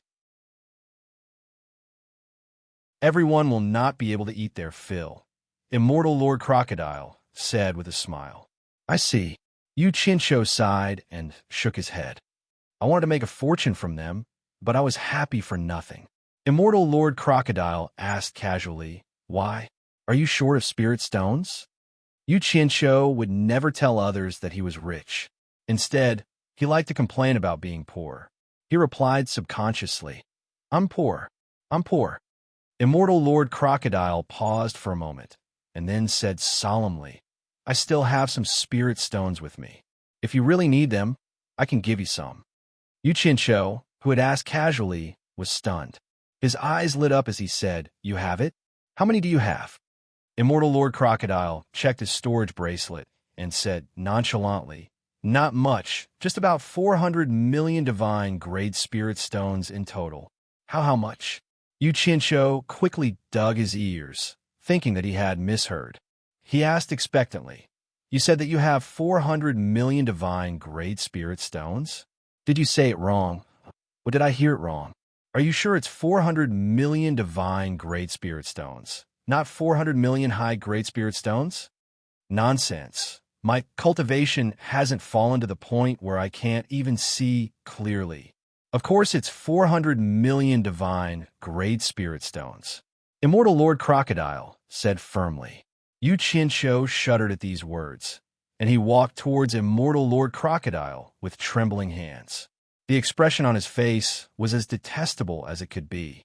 Immortal Lord Crocodile stared at him and said solemnly, "Brat, what's wrong with you?" Yu Qianqiu hugged Immortal Lord Crocodile's waist, burying his head in Immortal Lord Crocodile's arms as he wailed, "Old monster, from today onwards, you're my master. You're 2F * enrich." "Scram!" Immortal Lord Crocodile bellowed. He had never been hugged like this by a man for so long, and goosebumps rose all over his body. Who knew that Yu Qianqiu wouldn't let go no matter what? He shook his head and said, "You're too rich. You're not human. You're a god of my heart. You're my god of wealth. Hugging you is the same feeling as hugging money." Immortal Lord Crocodile was taken aback. This guy was excited because of money. He said solemnly, "If you want spirit stones, just say it. Don't be so disgusting. Say it. How much do you want?" Yu Qianqiu loosened his grip, revealing a pitiful expression as he weakly stretched out a finger. Immortal Lord Crocodile's face darkened. "You really dare to ask? With your current cultivation, do you think you need so many spirit stones?" After saying that, he reached out and pulled the storage pouch from Yu Qianqiu's waist. He casually glanced at it and was immediately taken aback. He looked at Yu Qianqiu suspiciously, wondering why this fellow had an empty storage pouch on him. Where did he put those things just now? He didn't think too much about it, and directly took out a pile of shiny black spirit stones from his bracelet and put them into the storage bag. Then, he threw the storage bag back to Yu Qianqiu. Yu Qianqiu's hands trembled as he picked up the storage bag and examined it. It would have been fine if he hadn't taken a look, but when he did, he was shocked. There was a huge pile of shiny black spirit stones in the storage bag. There were actually 100 million divine grade spirit stones inside. Yu Qianqiu thought his eyes were playing tricks on him. He shook his head and looked at the storage bag again. But the truth was the truth. No matter how he looked at it, there were 100 million divine grade spirit stones inside. Yu Qianqiu's eyes widened, and he staggered several steps back as if he was struck by lightning. He couldn't believe it. He had wanted to ask Immortal Lord Crocodile for 1,000,000 divine grade spirit stones, but the other party misunderstood and gave him 100 million, 100 times more than what he wanted. Oh my God! A divine grade spirit stone was worth 100 million high-grade spirit stones. How many high-grade spirit stones was 100 million divine grade spirit stones worth? Damn it, I can't calculate it. In any case, I'm rich. Immortal Lord Crocodile looked at Huang Xiaolong's behavior and scolded, "What the hell are you doing?" Yu Qianqiu regained his senses and hurriedly stuffed the storage bag into his robe, sending it back to Utopia. He was afraid that the old man would go back on his word. In any case, now that the storage bag was in his hands, he wouldn't return it even if he was beaten to death. With an astronomical amount of wealth in his hands, Yu Qianqiu felt comfortable all over. He no longer had to worry about being unable to support a woman. Patting his chest, Huang Xiaolong felt more confident. He cleared his throat and looked at Immortal Lord Crocodile, asking curiously, "How did you get so many divine grade spirit stones? Were you in charge of the Immortal Emperor's finances? What nonsense are you talking about? How can a mere 400 million divine grade spirit stones be considered a lot? If it was in the past, Jin Miao would have been able to take it out. There were many people in the immortal world who could take out 400 million divine grade spirit stones. These are just the ones I carry around with me. I think it wouldn't be a problem to take out 10 billion divine grade spirit stones from my immortal palace." Immortal Lord Crocodile's expression dimmed as he sighed. "If I had known this would happen, I would have brought more with me. Now, I'm afraid they've all become someone else's wedding dress." Yu Qianqiu finally understood. If Immortal Lord Crocodile hadn't been suppressed at the bottom of the lake for so many years without anyone knowing, the spirit stones in his bracelet wouldn't have been left behind until now. However, he was still shocked by the wealth of the celestial world. People at different levels had a different understanding of wealth. Immortal Lord Crocodile's wealth alone was enough to rival the entire cultivation world. The immortal world is indeed the immortal world. There are so many spirit stones. You're wrong. Immortal Lord Crocodile shook his head. In fact, the place with the most spirit stones isn't the immortal world, but the netherworld. Whether it's the vastness of the land or the reserves of spirit stones, the netherworld has the most spirit stones. To the netherworld cultivators, spirit stones are useless to their cultivation, so very few people mine them. At the same time, the netherworld emperor strictly controls the mining of spirit stones. His main purpose is to prevent large amounts of spirit stones from falling into the hands of the immortal world cultivators to strengthen the immortal world. Of course, there are times when the netherworld uses spirit stones to trade with the immortal world. Secondly, the various feudal vassals in the netherworld secretly mine spirit stones to trade with the immortal world. This is also the main channel through which spirit stones from the netherworld flow to the immortal world. So that's how it is. Yu Qianqiu was stunned. The netherworld, which originally gave people a sense of horror, now made him yearn for it. He really didn't mind having more money. Instead, he felt that the more money the better, because he firmly believed that money made things easier. However, it was just wishful thinking. With his current ability, going to the netherworld was not a good thing. After coming to his senses, Yu Qianqiu suddenly asked, I heard you and Jin Miao say that you want to visit Yi Xiao and Ji Wu. Are you really going to look for them? Immortal Lord Crocodile fell silent. After a long time, he sighed, People are like this.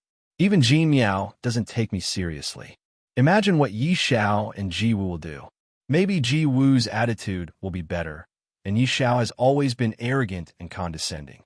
Why should I go and humiliate myself? Sigh. Strength decides everything. You're finally willing to wake up from your dream. Yu Qianqiu despised him in his heart. Then, he comforted him. Old monster, don't be discouraged. An old steed has great ambitions. Life will inevitably encounter ups and downs. Whether you're a hero or a coward, the key is to see who has the last laugh. So what if it's Ji Wu? So what if it's Yi Xiao? So what if he's the immortal emperor and the emperor of the netherworld? Don't you still have a lot of time to take things slowly? Now that everyone thinks that you're dead, the immortal emperor won't pay attention to you anymore. Without any hindrances, it's time for you to show your true abilities. If you don't believe me, you can wait another 1,000 years. Anything is possible. Of course, we have to start from scratch, step by step. Otherwise, everything is just empty talk. Immortal Lord Crocodile's eyes lit up at these words, and his ambition was ignited once again. He narrowed his eyes and stared at Yu Qianqiu. He said in a low voice, Then how do you think we should start from scratch? It's very simple. We'll benefit each other. In short, we'll help each other. Yu Qianqiu coughed and said in a weaker tone, First of all, help me find the purple flame first. Once I cultivate the Samadhi true fire, I'll burn whoever dares to stop us.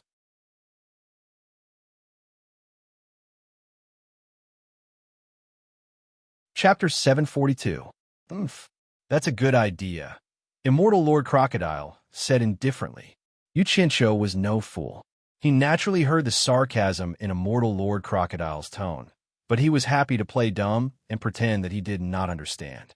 As the saying went, if one was not thick-skinned, one should not come out. Boss Yu was experienced and knowledgeable, so this bit of provocation was nothing to him. Immortal Lord Crocodile also saw that this guy was thick-skinned and did not want to talk nonsense. He looked around and frowned. Jin Miao and the others died here. It won't be long before Yi Xiao and the others find out. I'm afraid we can no longer stay here and have to find another place. Don't worry, it's very safe here. When Yu Qianqiu said this, he looked into the distance with a hint of worry in his eyes. He was not saying this without reason, because the culprit Bai Changchun had gone in the opposite direction. If he met guests from the immortal city on the way, with Bai Changchun's personality, it was inevitable that he would fight. The culprit had already shown himself. Those immortals could not be expected to collect the corpses of Jin Miao and the others. Immortal Lord Crocodile was slightly startled, but he also understood from the worry in his eyes. The two did not say anything more. They flew down the mountain, turned a corner, and appeared in the forest on the other side. When the two walked to the Moon Lake, there were no more cannibals by the lake, and the tents at the foot of the mountain had been cleaned up. While Yu Qianqiu was puzzled, he saw many heads peeking out of the caves on the mountain. They were all frightened by the movement outside and all hid in the caves. Knowing that the two warriors had returned, Garland was the first to run out of the cave, heading straight for Yu Qianqiu. Yu Qianqiu was truly speechless towards this passionate woman. He allowed her to directly enter his bad side, and his face was also bitten a few times by her. Immortal Lord Crocodile looked at this scene coldly and said, I was wondering why you kept staying here. Turns out you're having an affair with this woman. Yu Qianqiu immediately took the time to reply, Then you've wronged me. This is their custom. The women of the tribe like warriors the most. If you have the ability, then put that stinking face of yours away. I guarantee that there will be unexpected consequences. Seeing that the people outside were safe, the clansmen in the cave came out one after another. Immortal Lord Crocodile glanced at the crowd and found that many women were staring at him. He was speechless. He believed Yu Qianshou's words. What happened over there? Garland asked as he hung around Yu Qianshou. I don't know either. Yu Qianshou denied it immediately. He then pushed Garland's muscular body away and said solemnly, Clan Leader Garland, can I proceed with my test now?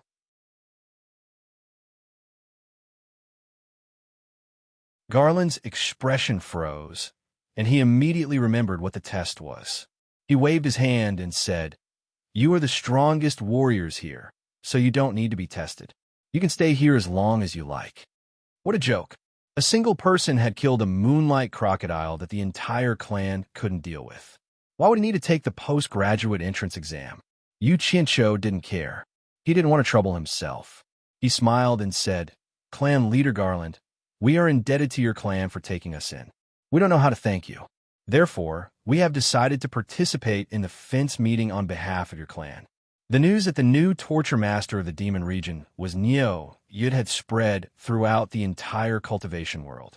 In particular, the news that Neo Yud had intimidated more than 100 soul formation cultivators and forced each lord to hand over 200 million superior grade spirit stones shook the entire cultivation world.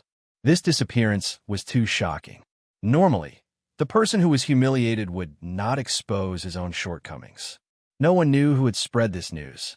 In an instant, Neo Yud's prestige in the cultivation world increased greatly. Bai Changchun, who had already left the cultivation world, was gradually forgotten. At least, the haze that shrouded the entire cultivation world had completely disappeared.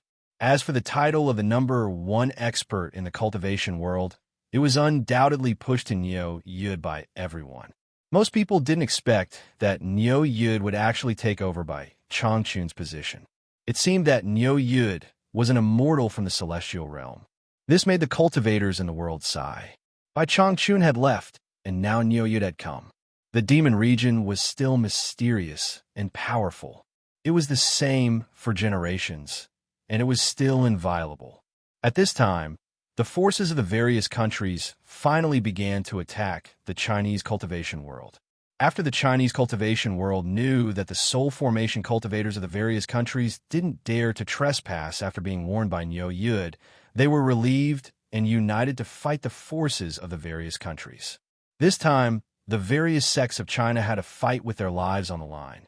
The other party was serious and wanted to snatch his territory. Once they lost, it would be a matter of life and death. Therefore, the old guys who had been cultivating in seclusion came out one after another. In an instant, the Chinese cultivation world erupted with shocking combat power, and the battle situation was extremely tragic. In general, the Chinese cultivation world was still weak, but the gap was not big.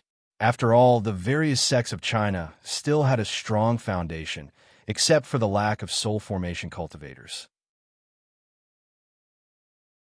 The reason why the Chinese cultivation world was able to resist the joint forces of the various countries was because the World Commerce Chamber of Commerce, which was the most powerful and had the most disciples, didn't participate in this battle.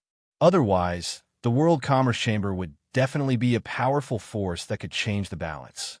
Among the various countries, the Dirong Kingdom and the Baiwan Kingdom didn't participate in this battle either, which greatly reduced the pressure on the Huaxiao Empire. Facing such a stalemate was really out of the expectations of the various countries, and it was somewhat embarrassing. More than 300 countries had joined forces, but they still couldn't deal with the Chinese cultivation world. After the various countries discussed, the various lords had no choice but to bring out 80% to 90% of their strength for the sake of their own reputation. With this, the various countries finally invaded the Chinese cultivation world, and the forces of both sides started a life-and-death battle within the Chinese territory. At this critical moment, the supporting Immortal Island could be said to have erupted. Not to mention the various countries, even the Chinese cultivation world was shocked. Originally, the supporting Immortal Island had used more than 30 tribulation-passing realm experts, and everyone thought that was the limit of the supporting Immortal Island. Who knew that at this critical moment, the supporting Immortal Island would suddenly send more than 50 tribulation-passing realm experts to participate in the battle. These people were all people that the various sects thought were long dead, but unexpectedly, they were all alive and well. They were all hidden by the supporting Immortal Island and had broken through to the tribulation-passing realm. In total, the supporting Immortal Island had invested more than 90 tribulation-passing realm experts, and the other tribulation-passing realm disciples were mobilized by the hundreds and thousands. Tens of thousands of disciples of the cultivation pavilion, regardless of their cultivation level, as long as they were at the foundation establishment realm, they would all be bathed in blood. Based on this calculation, without the soul formation experts, the supporting Immortal Island could almost match the strength of the World Commerce Chamber. This kind of strength was really shocking, and people couldn't help but sigh. The so-called #1 sect in the world wasn't an undeserved reputation. It was indeed valiant. With this kind of strength, even in the entire cultivation world, the supporting Immortal Island was completely worthy of the title of #1 sect in the world. With this kind of strength, the 10,000 demons wouldn't be outdone by the supporting Immortal Island's move. Originally, they had mobilized more than 20 tribulation-passing realm experts, but at this critical moment, more than 30 people that everyone thought were dead actually appeared. Moreover, they were all tribulation-passing realm experts. In total, the 10,000 demons had invested more than 60 tribulation-passing realm experts. In addition to the tens of thousands of disciples from the sect, it was a huge force. It didn't diminish the prestige of the #1 sect in the demonic path in the slightest. The actions of the two sects shocked the other sections. These two sects had actually hidden such a strong strength. What exactly were they planning? Even so, with such strong reinforcements appearing on their side, no one cared about anything. This immediately boosted the morale of the other sects, and they began a crazy, all-out counterattack. In the end, the allied forces of the various countries suffered heavy losses. It wasn't just heavy losses, it was quite heavy losses. In this crazy counterattack of the Chinese cultivation world, the allied forces of the various countries lost about a third of their strength. Just like that, the balance of power was completely lost. This battle couldn't be fought anymore.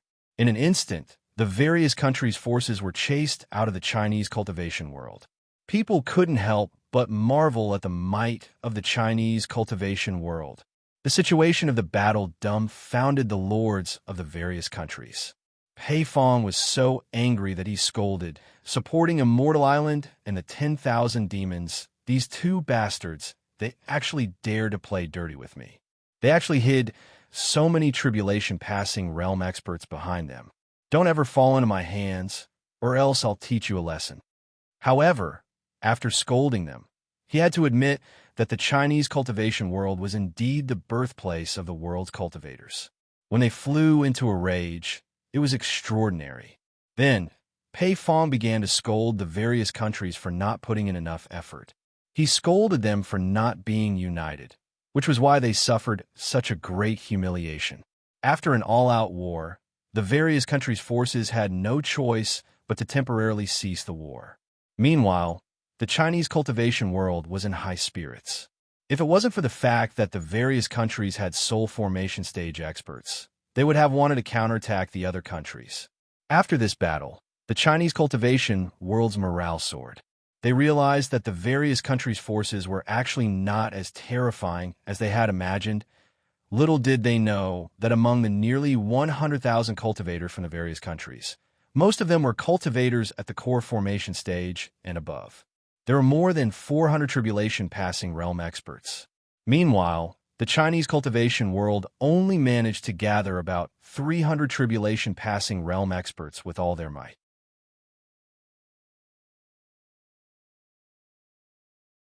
The supporting Immortal Island and the 10,000 demons accounted for half of them. There were many other cultivators, probably more than 200,000 in total. In fact, in terms of strength, the various countries' forces were not weaker than the Chinese cultivation world. This was because they had more experts, which was an important factor in determining the outcome of the battle. However, the various countries' forces were indeed not united, just as Pei Fong had scolded.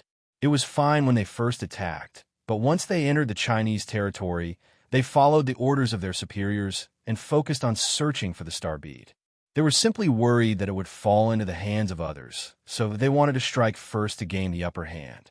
Meanwhile, in order to protect their homeland, the Chinese cultivation world worked together to form a united rope.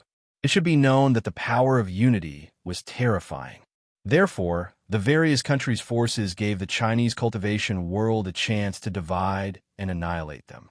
They gradually nibbled away at them until the final battle, when the balance of power changed.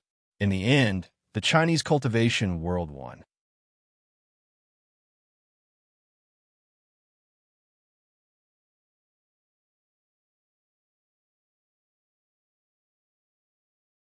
Chapter 743. It was no wonder that Pei Fong was so anxious. Among all the feudal lords, he, Qi Jiujuan, and Ouyangda were the strongest when they worked together, and he was the most outstanding among the three of them. The ones who gained the most from conquering China's cultivation world were the three of them. Everyone was searching for a bead, like finding a needle in a haystack. Naturally, the strongest faction had a higher chance of finding the star bead. However, everyone was not united and had their own selfish motives. Who didn't want the star bead? Even Qi, Jiujuan, and Ouyangda's factions were doing the same thing after invading China's cultivation world. Actually, Pei Fong was most likely referring to Qi Jiujuan and Ouyangda when he scolded them for not being united. However, they were allies and it wasn't good for them to fall out, so he could only scold them indirectly. As for the others, he didn't put them in his eyes. So what if he found it? At most, he would just snatch it. After all, his strength was right there. How could everyone not know what Pei Fong was planning? Naturally, they would strike first and gain the upper hand. Speaking of which, when Pei Fong scolded everyone, he should also reflect on himself.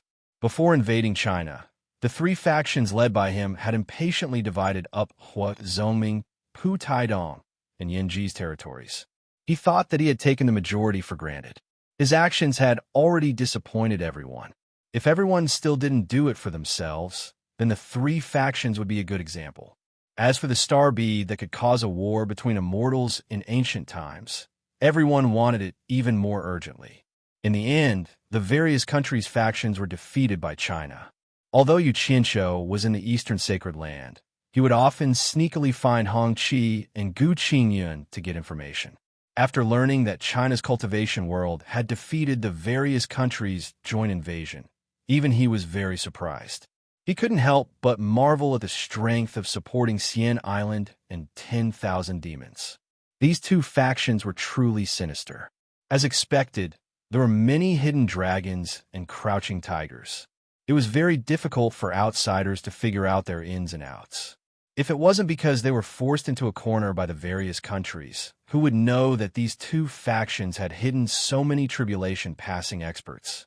However, what puzzled Yu Qianqiu was that since supporting Xian Island and 10,000 demons had so many tribulation-passing experts, why hadn't there been a spirit-severing expert after so many years? Excluding the possibility of Bai Changchun scaring him away, that shouldn't be the case. Could it be that there was a saying that the people of different places were nurtured by different people? Or could it be that there were some secrets that he didn't know about? Speaking of which, Huaxiao was quite unlucky. The cultivation world was at war, and the army was at war. Everything was in chaos. Even Hong Qi and Gu Qingyun had the desire to participate in the battle, but Yu Qianqiu strictly forbade them to only watch and not participate. However, there was one exception. No matter who it was, as long as they dared to interfere in the secular world's war, the Green Gang and the Hong Gang would make a move at all costs. As for him, Yu Qianqiu, he wouldn't be polite either. He didn't mind putting aside the matter of the East Holy Land for now. The war in the cultivation world made Yu Qianqiu even more determined. Both sides actually mobilized so many cultivators. There were more than 300,000 cultivators participating in the war. It was comparable to a chaotic battle between armies. He couldn't help but ask, was it necessary for so many cultivators to exist in the human world? If this went on, would the human world still be the world of ordinary people? It must be reduced, reduced, reduced. Because of this, Yu Qianqiu was even considering whether he should make a fake star orb and throw it to the various countries. He reckoned that it would cause internal strife, right? If he was asked if he wanted the star orb, he would undoubtedly want it. Ever since he first heard about this thing, he had always wanted it. However, the impact of this thing was too great. It caused turmoil in the three realms. Even the immortal emperor and the emperor of the underworld coveted it. If he said that he wanted it, he would be too stupid. Some things couldn't be said out loud and could only be hidden in his heart. He was determined to help Shi Wenguang conquer the world. Yet he could just casually take something and send him away. Even he didn't believe it.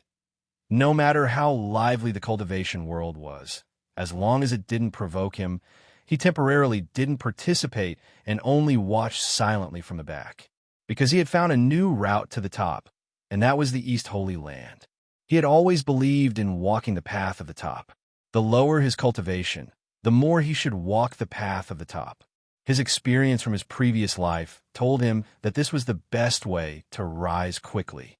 There was a saying in his previous life, if you followed an official for a long time, you would be a low-ranking official, if not a high-ranking one. This saying could also be applied to the cultivation world. If you followed someone with a high cultivation for a long time, even if your current cultivation wasn't great, your future cultivation wouldn't be too bad.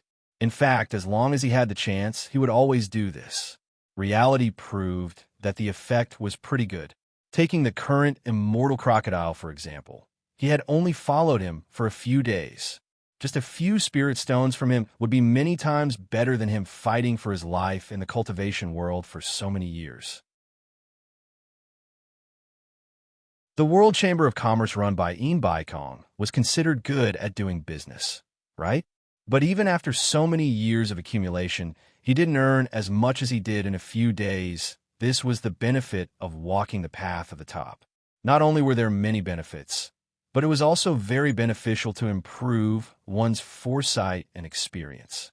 He had only been with a mortal crocodile for a few days, but he was already starting to look down on the fights between the top experts in the cultivation world. Take your time to make a fuss. Once I made a name for myself in the upper echelons, it'll be a piece of cake for me to deal with you. Spirit Fong Valley. The disciples of the valley and the One family searched the entire territory, but they couldn't find Yan Zhuixing and third brother Xian. Lu Yanqing knew that it was useless to continue searching, so she finally gave up. When Lan Feng also lost his reason to stay and had no choice but to leave. When the news of Niu Yid taking over as the torture master of the ghostly region reached the two of them, they were really speechless. Especially when they heard that Niu Yid had extorted 200 million top-grade spirit stones from more than 100 soul formation experts. They didn't know whether to laugh or cry. As expected, this was Yu Qianqiu's style. It was simply incomparable to the arrogant by Changchun. To think that this guy could think of something like this. He was too bold to dare to use Niu Yid's name as a prank. They really didn't know what Bai Changchun was thinking. He actually passed the position of torture master to Yu Qianqiu. Could this troublemaker really take on such a heavy responsibility? Looking down from the plateau at the top of Medicine Hut, Spirit Fong Valley had resumed its previous heroic deeds of saving the world. There were endless pedestrians on a mountain road in the distance. Under her beautiful face, which was like the morning glow reflecting the snow, her red lips opened slightly and sighed. She said, I originally thought that after Bai Changchun left, there would only be two people in the entire cultivation world who could take on the position of torture master. One is Nongzhu from the South Sea Purple Bamboo Forest, and the other is you. I didn't expect that Bai Changchun would let Yu Qianqiu succeed as torture master. Bai Changchun's actions are a little thoughtless. You think too much. How can I be the torture master of Ghost region? Bai Changchun must have his reasons for doing this. When Lan Feng smiled faintly. Although he looked calm on the surface, he felt inexplicably uncomfortable. To be honest, Although he didn't want to be the torture master of Ghost region, he secretly thought about it based on seniority. If he removed the relationship between Nongzhu and Bai Changchun, it was possible that Bai Changchun would really ask him to take over as torture master. Bai Changchun spared his life twice, and he should send Bai Changchun off to the Eastern Holy Land. However, he had a little trick up his sleeve. He thought that if Bai Changchun came to him to take over the position of Devil Region Torture Envoy before he left, Liu Yanqing would see him, and he would generously reject Bai Changchun. This was what Lan Feng wanted Liu Yanqing to see. In fact, he thought that the possibility of Bai Changchun looking for him was quite high, because almost all the previous torture masters of Ghost region were the world's #1 experts, and they were at least experts in the late soul formation stage. Nongzhu, who was likely to succeed him, was only in the middle soul formation stage. After Bai Changchun left, he would obviously be the world's #1 expert. In addition, his character and prestige were good in the cultivation world. Who else could be Bai Changchun's first choice but him? Lan Feng didn't think that there was anyone more suitable than him, although he didn't want it. However, to his great surprise, not only did Bai Changchun not look for him, he did not even look for Nongzhu. It was actually Yu Qianshou, who was only at the crossing calamity stage, who took over as the torturer of the demon ghost region. If it was Nongzhu who took over, he would feel better. However, it was Yu Qianshou who had average cultivation and a bad character. He really felt a little uncomfortable. Sometimes, people would always compare their own strengths with others' weaknesses. Through this comparison, they would realize that they were great. The dignified Lan Feng couldn't help but fall into a cliché. This was human nature. Little did he know that Bai Changchun didn't even consider him as the first choice. He would only look for him when there was really no one else available. What he didn't know was that, in fact, in the eyes of the two previous torture masters of Ghost region, Nongzhu was stronger than him. What he didn't know was that Nongzhu's cultivation talent was absolutely top-notch in the cultivation world, even higher than his. It was just that Nongzhu was used to being lazy and didn't want to be restrained, so she deliberately suppressed her cultivation. Otherwise, after all these years, who would be the world's #1 expert after Bai Changchun left? If Bai Changchun were to reconsider the candidate for the Ghost region's torture master, he would still choose Yu Qianshou and not someone else. Ever since he saw Yu Qianshou in the Eastern Holy Land and saw immortal Lord Crocodile hanging out with him, Bai Changchun was sure that he had chosen the right person, so he left resolutely. This was because making friends often reflected a person's ability, and it didn't depend entirely on luck. If when Lan Feng met immortal Lord Crocodile and saved him, no one knew what the outcome would be, but the two of them would definitely not be friends. As for Nongzhu and Yu Qianshou, these two cheeky fellows, they would definitely be able to trick immortal Lord Crocodile into becoming friends with their words. Bai Changchun had already seen this before. Back then, he had fallen for Nongzhu's trick and helped him take the blame for so many years in the Ghost region. Not to mention Yu Qianshou, Bai Changchun had already heard him call immortal Lord Crocodile an old monster. The two of them were almost in the same boat. If there was any trouble in the Ghost region that couldn't be solved, Yu Qianshou would definitely ask immortal Lord Crocodile to help.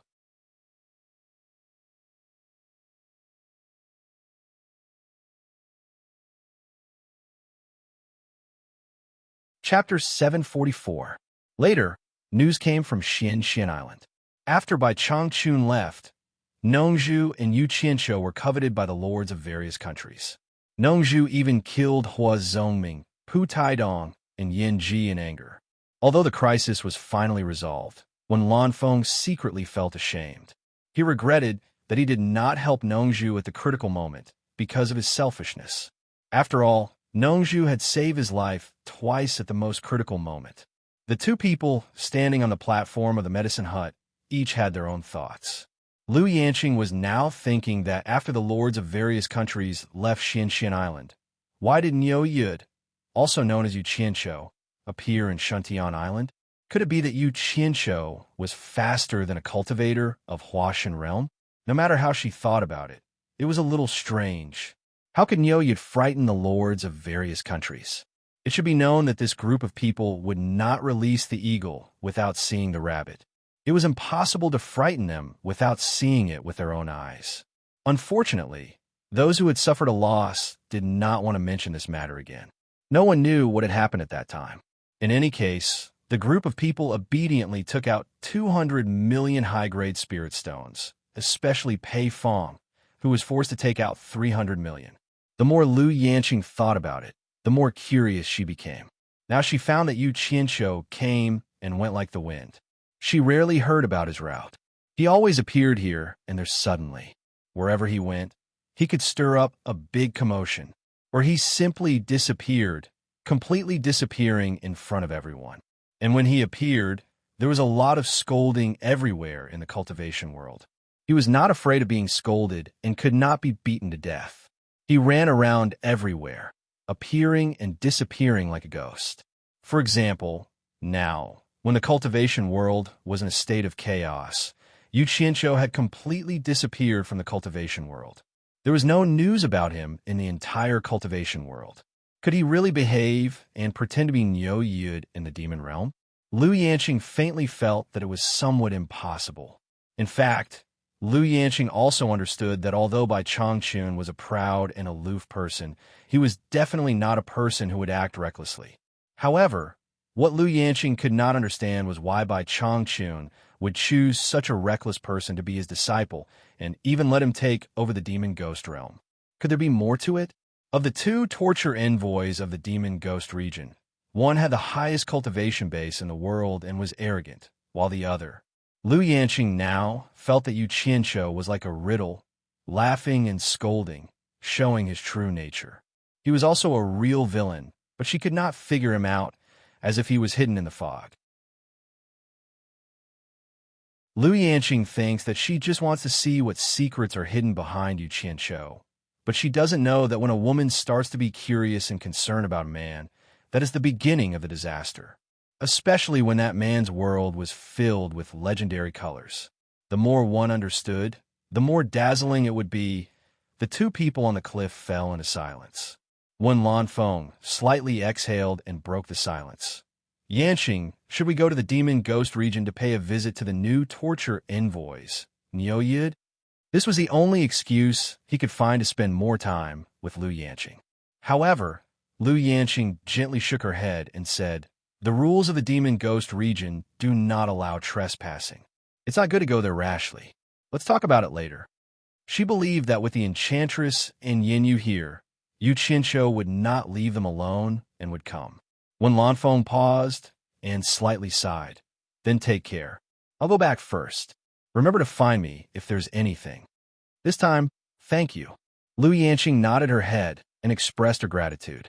When Lanfeng shook his head with a wry smile, stepped forward and flashed into the sky.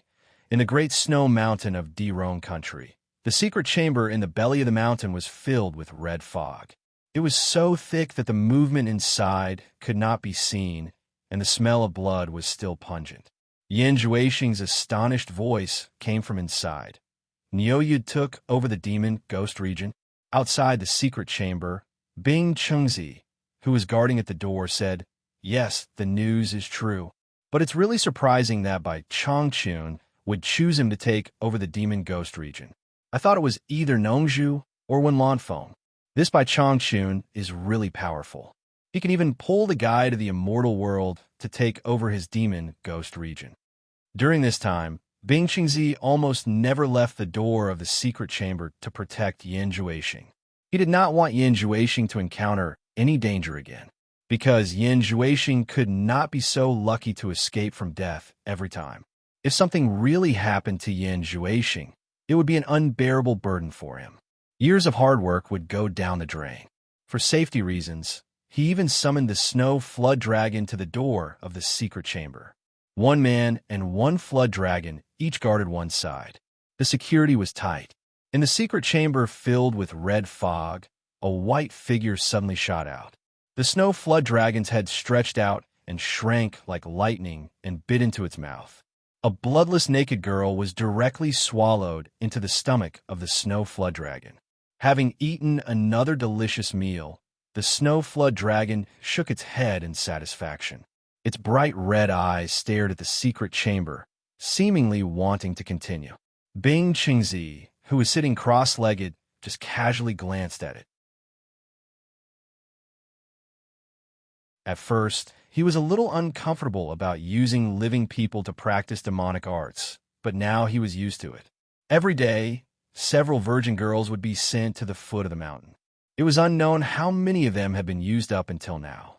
If it was in other countries, it would have already aroused the vigilance of others with the constant disappearance of girls. But with the identity of the state preceptor of Dirone country, it was a piece of cake for him to settle this. Moreover, Dirone country was originally Bing Qingzi's territory. Capturing a few poor girls was nothing to him. Yan Zhuixing, who was hiding in the red fog in the secret chamber, continued Bing Qingzi's words. He gritted his teeth and said, "It's all because of him that I have to hide like this. So what if he isn't immortal from the immortal world? When I succeed in my demonic arts, I will definitely let him know the power of my demonic arts. I will make him beg for death." A sharp roar echoed in the passage of the mountain for a long time. The cannibal tribe by the moon lake was singing and dancing. The atmosphere was very warm, for no other reason than to send off the warriors participating in the fence contest. The cannibal tribe was just a small tribe with a few hundred people. For many years, the 3 strongest warriors would be selected to represent the tribe in the contest. Originally, the 3 warriors had already been selected. But because Yu Qianzhou's enthusiasm affected Immortal Crocodile, the 2 of them replaced the other 2 warriors. With warriors like the 2 of them participating in the contest, the cannibal tribe was naturally very happy. Based on their bravery in killing the lake monster, they would definitely qualify for the contest. However, the 2 of them were outsiders, and they were only temporarily taken in by the tribe. How could they let the guests replace them? Garland represented the cannibal tribe and repeatedly refused, but Yu Qianzhou held an incredibly sincere attitude and continuously tried to convince everyone. In the end, the entire cannibal tribe was moved, and they allowed those 2 fellows to represent the cannibal tribe. Immortal Crocodile didn't know what was going on. After chatting with Yu Qianzhou a few times, he actually agreed to accompany him to participate in such a boring thing as the fence contest. After thinking about it, he felt that something was wrong. How could he have agreed so carelessly? But since he had agreed, he couldn't go back on his word. In the end, he decided to let nature take its course.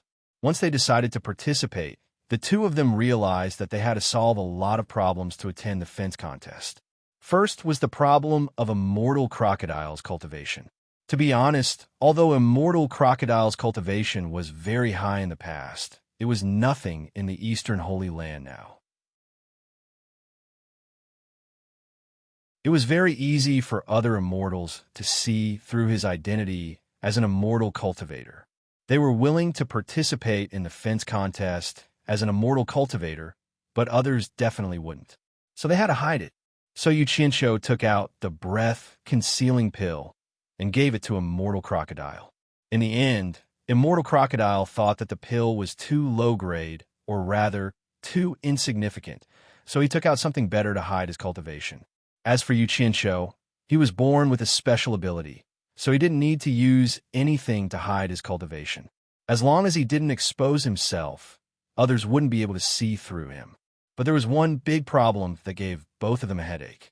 Immortal Crocodile almost went berserk because of this problem, but Yu Qianzhou persuaded him to back down. He even said a lot of inspirational things about enduring hardships and waiting for an old horse to return to the stable. It was really hard on him, and even he felt like he was sick of it. There was no other reason than their appearance. Yu Qianzhou was easier to deal with, but the key was that Immortal Crocodile's appearance was too eye-catching. He had a burly figure, snow-white hair, and an elegant silver robe that flowed like silver silk. It was very eye-catching. If an immortal cultivator saw him walking out, their first impression would be that he was either an immortal or a monster. It would be strange if they didn't suspect him. So the 2 of them began to change. Garland quickly asked his clansmen to hurry up and make clothes that matched the style of the cannibals. In fact, it was just a few pieces of animal skin. After putting it on, they realized that it was really too revealing. Even Yu Qianshou was too embarrassed to walk out of the tent, let alone immortal crocodile. No matter what, he was one of the 12 great immortal lords in the immortal world. How could he do something that was almost naked? In the end, it was Yu Qianshou who relied on his eloquence and courage to walk out of the tent first. Immortal Crocodile gritted his teeth and followed him out. As soon as the two of them appeared, they immediately shocked the cannibals. Their fair skin made the eyes of the cannibal women, who had bronze-colored beauty, light up. They wanted nothing more than to swallow the two of them into their stomachs. This problem was exposed in time. Both of them realized that they had to solve the problem of skin color. Otherwise, it would be too weird to walk with the cannibals. So Yu Qianshou dragged Immortal Crocodile to sunbathe, saying that the skin color would be more realistic and would not be exposed. In the end, after a few days of exposure, the two of them realized that because their physiques were extraordinary, it was unlikely that they would be tanned in a short period of time without a few years of hard work. After much effort, Immortal Crocodile, with his rich experience, finally came up with something that would not be easily seen through.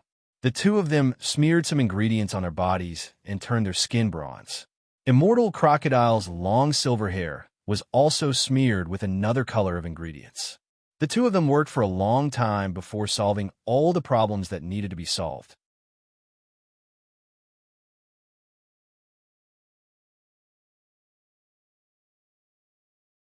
Chapter 745. The sun had just risen, and the cool morning breeze was cool. The ripples on the moon lake were clear and moving, and the water plants by the lake swayed beautifully. Surrounded by hundreds of cannibals, Yu Qianshou and Immortal Crocodile walked out of the tent. The two of them were almost half naked, facing everyone's gaze without fear. Anyway, everyone was like this. Birds of a feather flocked together. There was nothing strange about it. However, the two of them stood in stark contrast. Compared to Immortal Crocodile, who was almost 2 meters tall, Yu Qianshou looked a little weak. Fortunately, he had been practicing the animal show for a long time, so his tight muscles did not make him look weak. Yu Qianshou, who was wearing bee-skin boots and a leather skirt, walked in front of the majestic horse with large strides. He flipped his braids in an incomparably coquettish manner and directly jumped on the horse. Garland, who was leading the horse for him, looked resentful and reluctantly handed the reins to him. Yu Qianshou quickly pretended not to see it and turned his head. The 6 of them all got on the horse. The 3 warriors were Yu Qianshou, Immortal Crocodile, and Boli. The other 3 were to help them. The moment the 6 of them got on their horses, the crowd of clansmen parted to make a path for them. They danced wildly on both sides. More than 20 animal skin drums were arranged in 2 rows. Intense, pung-pung sounds rang out as they sent the warriors off. Boli led the way, pulling the reins and galloping away. Yu Qianshou followed closely behind, followed by Immortal Crocodile and the remaining 3 tribesmen. The 6 of them rushed into the winding path in the distant forest, disappearing from the anticipating eyes of the tribesmen. The winding path in the dense forest was winding, and if one's horsemanship was not good, it was easy to crash into trees or run into bushes. Fortunately, the 6 of them were good horsemanship, and the branches and leaves on both sides quickly flashed past their ears.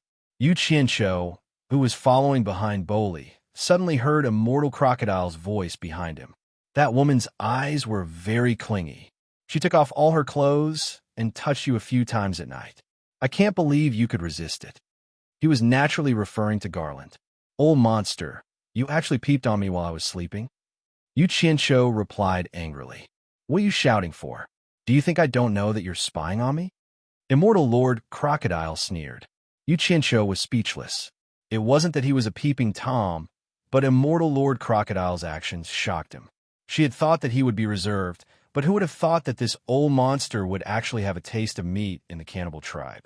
He seemed to not reject anyone, and every night he would have sex with several women. How heroic! Yu Qianshou was curious and could not help but use his spiritual sense to check every night. But then again, with the other party's cultivation, it wouldn't be difficult for him to discover that he was peeping. It was just that he didn't expect the old monster to be so vigilant even when doing things. It was really surprising. The horses galloped through the forest, and the sound of hooves rang out incessantly. However, the two of them were silent. Let's not talk about each other. Neither of us was a good person. But after a while, Immortal Lord Crocodile transmitted his voice again. You Chinsho, if you can't help me recover my cultivation in 500 years, don't blame me for being impolite. Hey, you've said it 100 times. Do I look like a liar to you? Don't mention it in the future. I'm sick of hearing it even if you don't say it. Yu Chinsho gave a perfunctory reply. In order to get Immortal Lord Crocodile to be his bodyguard, he had spent a lot of effort. In the end, he made up a white lie that he could help him recover his cultivation in 500 years. Only then did he manage to tame Immortal Lord Crocodile. Otherwise, why would Immortal Lord Crocodile accompany him everywhere? He had already calculated that if the two of them were really together for 500 years, even a rock would feel warm. He didn't believe that the old monster would really do anything to him. If Immortal Lord Crocodile was really that heartless, then he had nothing to say. He would leave, and Immortal Lord Crocodile would continue to stay in the Eastern Holy Land. They would pretend that they had never met. If his cultivation was higher than Immortal Lord Crocodile's in 500 years. Of course, Yu Qinsho was just imagining it. He didn't think that his cultivation would surpass Immortal Lord Crocodile's in 500 years. In fact, Immortal Lord Crocodile wasn't that gullible. However, the master-disciple pair's methods were really unimaginable and too magical. Although he didn't believe that he could recover his cultivation in 500 years, he still had some hope in his heart. What if he really succeeded? It was better than spending tens of thousands of years to cultivate again, right? Moreover, 500 years was really nothing compared to his long lifespan. It was worth a try. In the end, he more or less felt an indescribable charisma from Yu Qinsho. He realized that it was quite interesting to be with this guy. Although this guy wasn't a good person, ever since he got to know him, he suddenly realized that having a long life wasn't lonely at all. Occasionally, he had a glimmer of enlightenment. He asked himself, what is the true meaning of cultivation? After spending half a day, the group of 6 finally ran out of the forest. They could see a road in the wilderness in front of them, stretching into the distance like a yellow ribbon.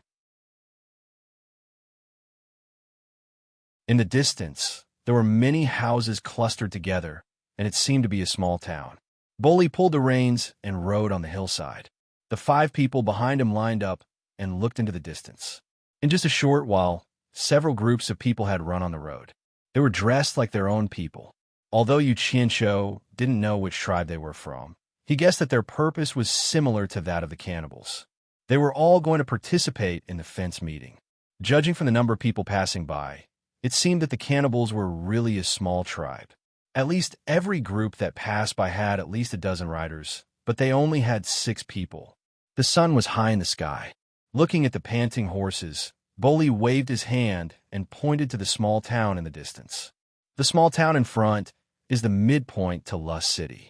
When we get there, let the horses recover their strength and continue on their way. That way, we can reach Lust City before dark when the horses are exhausted. What do you think? Facing Bolly's questioning gaze, Yu Qinsho scratched his braids and smiled. We don't know each other well, so we'll listen to you. Originally, with his and Immortal Crocodile's abilities, there was no need to run slowly to Lust City. They could just fly there, but in order to not expose their cultivation, they had to do this. Bolly smiled heartily and nodded. He took the lead and rushed down the hillside.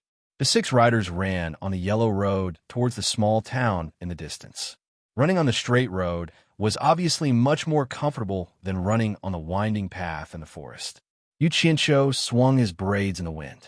The feeling of the wind blowing through his hair was nice and cool. Seeing that they were outside the town, Yu Qinsho was about to rush into the town, but he saw Bolly slow down and pull the reins to a stop. The others also stopped. Only Yu Qinsho did not notice that he had run too far and only stopped in front of the town's gate. The gate made of wood and stone had a bit of an ancient charm, but the workmanship was very rough. There were many people on the streets inside.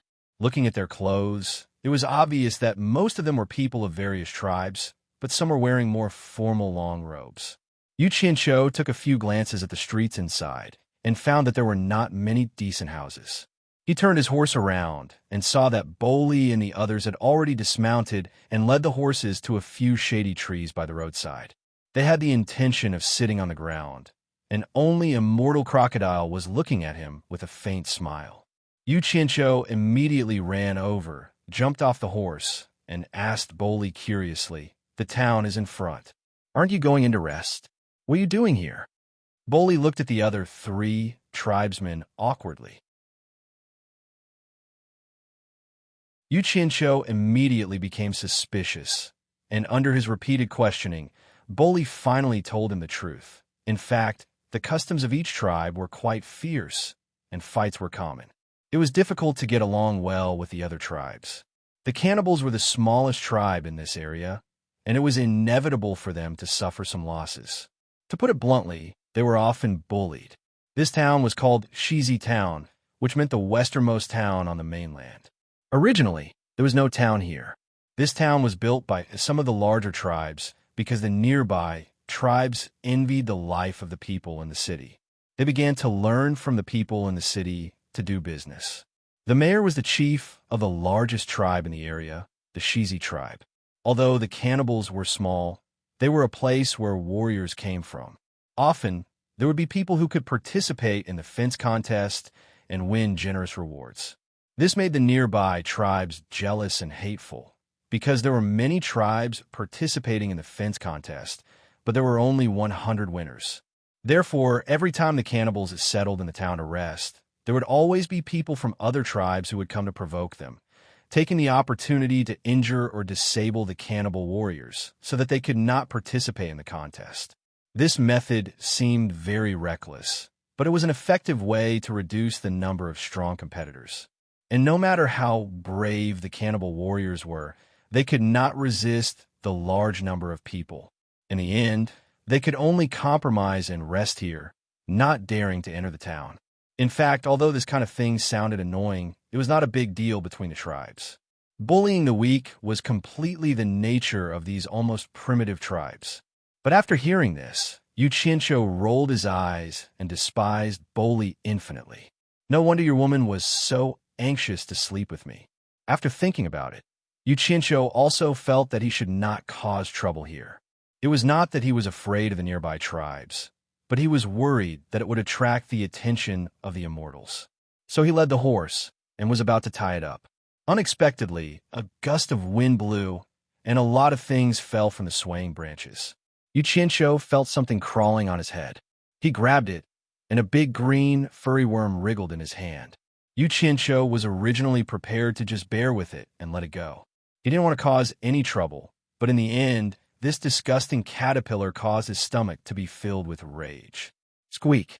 The caterpillar was pinched so hard that green juice shot out, and it lost its life on the spot. He threw it away and jumped directly on the horse's back. He said to Boli in a deep voice, "Damn it! Kind people get bullied, and hiding under a tree still gets bullied by caterpillars. There is no way to live like this.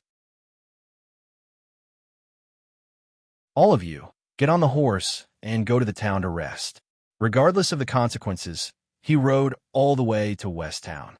Boli and the others looked at each other. Immortal Crocodile had already gotten on the horse with a smile, and they had no choice but to follow. On the other side, Yu Qianqiu directly charged into the town on his horse.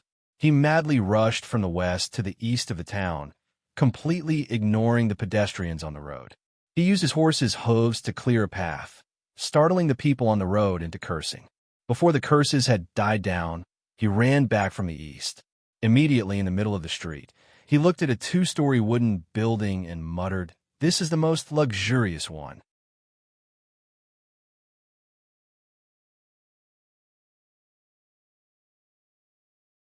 Chapter 746. The so-called most luxurious was only because it was much bigger than the other houses. Yu Qianshou had just jumped off his horse when Bodo and the others arrived. Yu Qianshou pointed inside and said, "We'll rest here." With a mortal crocodile leading the way, the others also dismounted. Under the gazes of the people on the street, Bodo and the other three vigilantly gripped the knives on their waists. Yu Qianshou looked at the knives on his waist and said disapprovingly, "What's wrong? Are you afraid that there'll be danger if you rest here?" Bodo lowered his head slightly and said in a low voice, "This shop is owned by the Shizi. We cannibals can't afford to rest here." What he meant was that the Shizi would rip them off in terms of price. Yu Qianshou raised his eyebrows and stretched out his hand. "Didn't you bring money? Give me the money pouch." Bodo was startled, but out of respect for this brave warrior who could kill the lake monster, he untied a small cloth pouch from his waist and handed it to him. Yu Qianshou was about to take it when he heard someone yell, "How dare you scare my people by horse racing in town?" 7 or 8 people quickly rushed over. Just as Yu Qianshou was about to ask what they were up to, the leader of the group suddenly snatched the money pouch from Bodo's hand. Weighing the pouch in his hand, he looked at Yu Qianshou in disdain. "This pouch of money belongs to us. We'll take it as you scaring our people." Before he could finish, there was a flash of cold light, followed by a streak of blood. Before anyone could see what was going on, they found that the person's hand that was holding the money pouch was gone, leaving only a bare arm. Blood suddenly spurted out from the dark red stump. The knife on Yu Qianshou's waist had moved to his right hand at some point, and his left hand was holding Bodo's money pouch with a severed hand. His movements were so fast that the person only realized that his hand had been cut off when blood spurted out of his hand. Before he could finish screaming, he saw a cold light flash by, and a large head flew into the air. Yu Qianshou raised his leg and kicked the man's chest, sending him flying a few meters away. Blood spurted out from the wound on his neck. Yu Qianshou didn't even bother to look at it. He pulled off the broken hand that was holding onto the money pouch and muttered, "What a F***king problem. Asking for a beating." In just a few moments, the people on the street who were prepared to watch the show were all stunned. Bolly and the other 3 were already dumbfounded. The street instantly became very quiet. Immortal Lord Crocodile's face also twitched slightly. He thought to himself, how ruthless. The other 7 people who had come with the dead person only now realized that their clansmen had been killed. Their eyes turned red, and without any warning, they all pulled out their knives and charged at Yu Qianshou. Yu Qianshou raised his head slightly and charged into the crowd with quick steps. A series of punches, kicks, and saber lights danced in the air. 7 heads flew up, and 7 corpses fell to the street with blood spurting out from their mouths. Their bodies were still twitching, and only after a long while did they stop moving. Yu Qianshou shook off the blood on his knife and put it away without a change in expression, as if nothing had happened. To him, killing a few mortals was not something to be happy about. The quiet street suddenly burst into an uproar, and everyone looked at Yu Qianshou with reverence. Bolly and the other 3 looked at Yu Qianshou with admiration. He was indeed the warrior who killed the lake monster. Immortal Lord Crocodile's eyelids twitched uncontrollably. He couldn't help but want to ask this kid what he had been doing before he started cultivating. The clean and sharp close-range combat just now was very familiar and had nothing to do with the level of his cultivation. It was normal for people to die in battles between tribes. In addition, there were no legal restrictions, so it was completely up to the winner to decide. The loser could just blame it on his bad luck and take revenge if he had the ability. Under everyone's gaze, Yu Qianshou expressionlessly carried the money bag and entered the shop. The people who were standing at the entrance to watch the show quickly retreated. Bolly and the other 3 led the horses into the small alley next to the shop. They found the stable and placed the fodder for the horses before returning.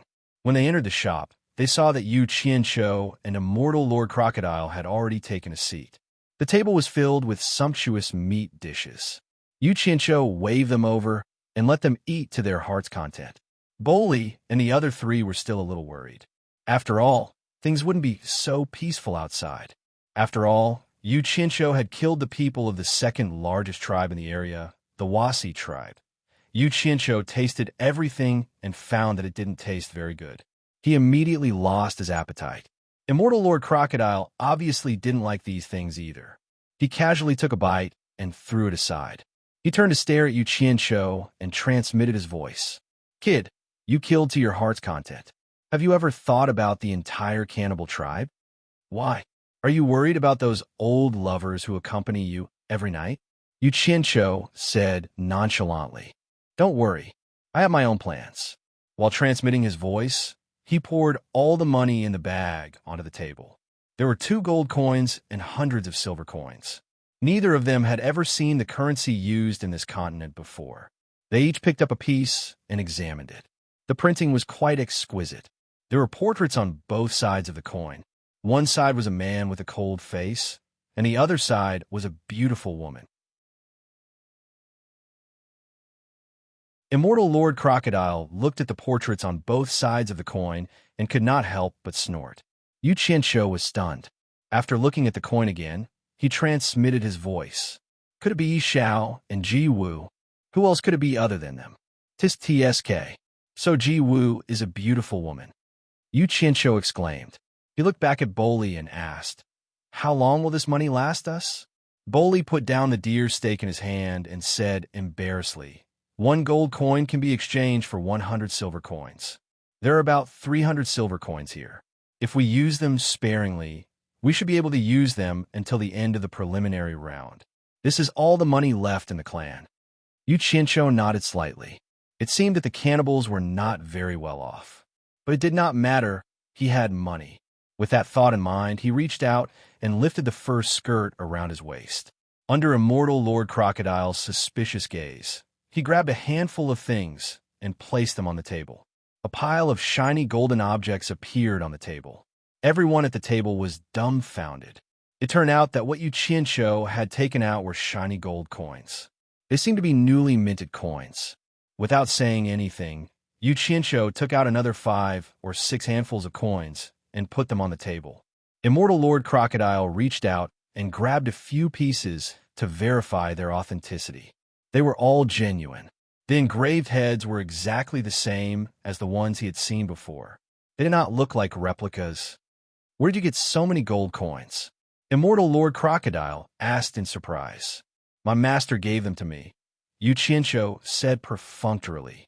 Immortal Lord Crocodile did not doubt this answer. Little did he know that Yu Qinsho had casually made these coins using the gold seal, and the purity of these gold coins was quite high. Yu Qinsho put all the coins on the table and in Immortal Lord Crocodile's hands into a money bag. He threw it to the dumbfounded Boli and smiled. Now you don't have to worry about money. Whatever he wanted to eat, he just let it go. I'm going to find a place to pee. He secretly sent a voice transmission to Immortal Lord Crocodile. I'm going to send the old and young of the cannibals away. I'll be back soon. With that, he left. About 2 hours later, they saw him walk in. Boli and the others looked at each other. They did not know where he had gone to pee for such a long time. They were already full. Immortal Lord Crocodile asked via voice transmission, You sent them all out of the Holy Eastlands? Seeing Yu Qinsho nod slightly, he did not say anything else. In fact, Yu Qinsho had sent all the cannibals to Utopia. It was just that it was not convenient for him to say it. After eating, the bill went smoothly. There was no haggling. He only spent 1 silver coin after ordering so much meat. Even Boli and the others felt it was strange. It seemed a little too cheap. Yu Qinsho did not think much of it. He guessed that the shopkeeper was frightened by his killing move. Immortal Lord Crocodile laughed coldly, as if he knew something. Just as they reached the door of the store, Boli suddenly stopped and said, We don't need to participate in this fence meeting anymore. They all turned around and looked at him, not knowing why he said that. Boli raised the bulging money bag in his hand and said, This much gold is enough for our people to live for many years. More importantly, we just offended the Wasi tribe. They will definitely take revenge on us. We need to go back and protect our people. The other 3 clansmen looked at each other and nodded their heads solemnly. Immortal Lord Crocodile looked at Yu Qinsho with a mocking expression as if saying, "Who asked you to kill so many people? Who asked you to give them so many gold coins? Who asked you to send the cannibals away? Now you're getting your retribution, aren't you?" Yu Qianqiu was stunned. He did not expect himself to make a fool of himself. His face darkened as he said, "No, we have to participate in the fence meeting. You're tuning in to the Romance Rendezvous YouTube channel. We're so grateful for your support, and don't forget to subscribe to join us on this incredible journey through captivating stories. Your generosity through donations truly makes a world of difference, as it's the primary source of revenue that allows me to expand and enhance this channel for you. Thank you from the bottom of my heart for being a part of this adventure.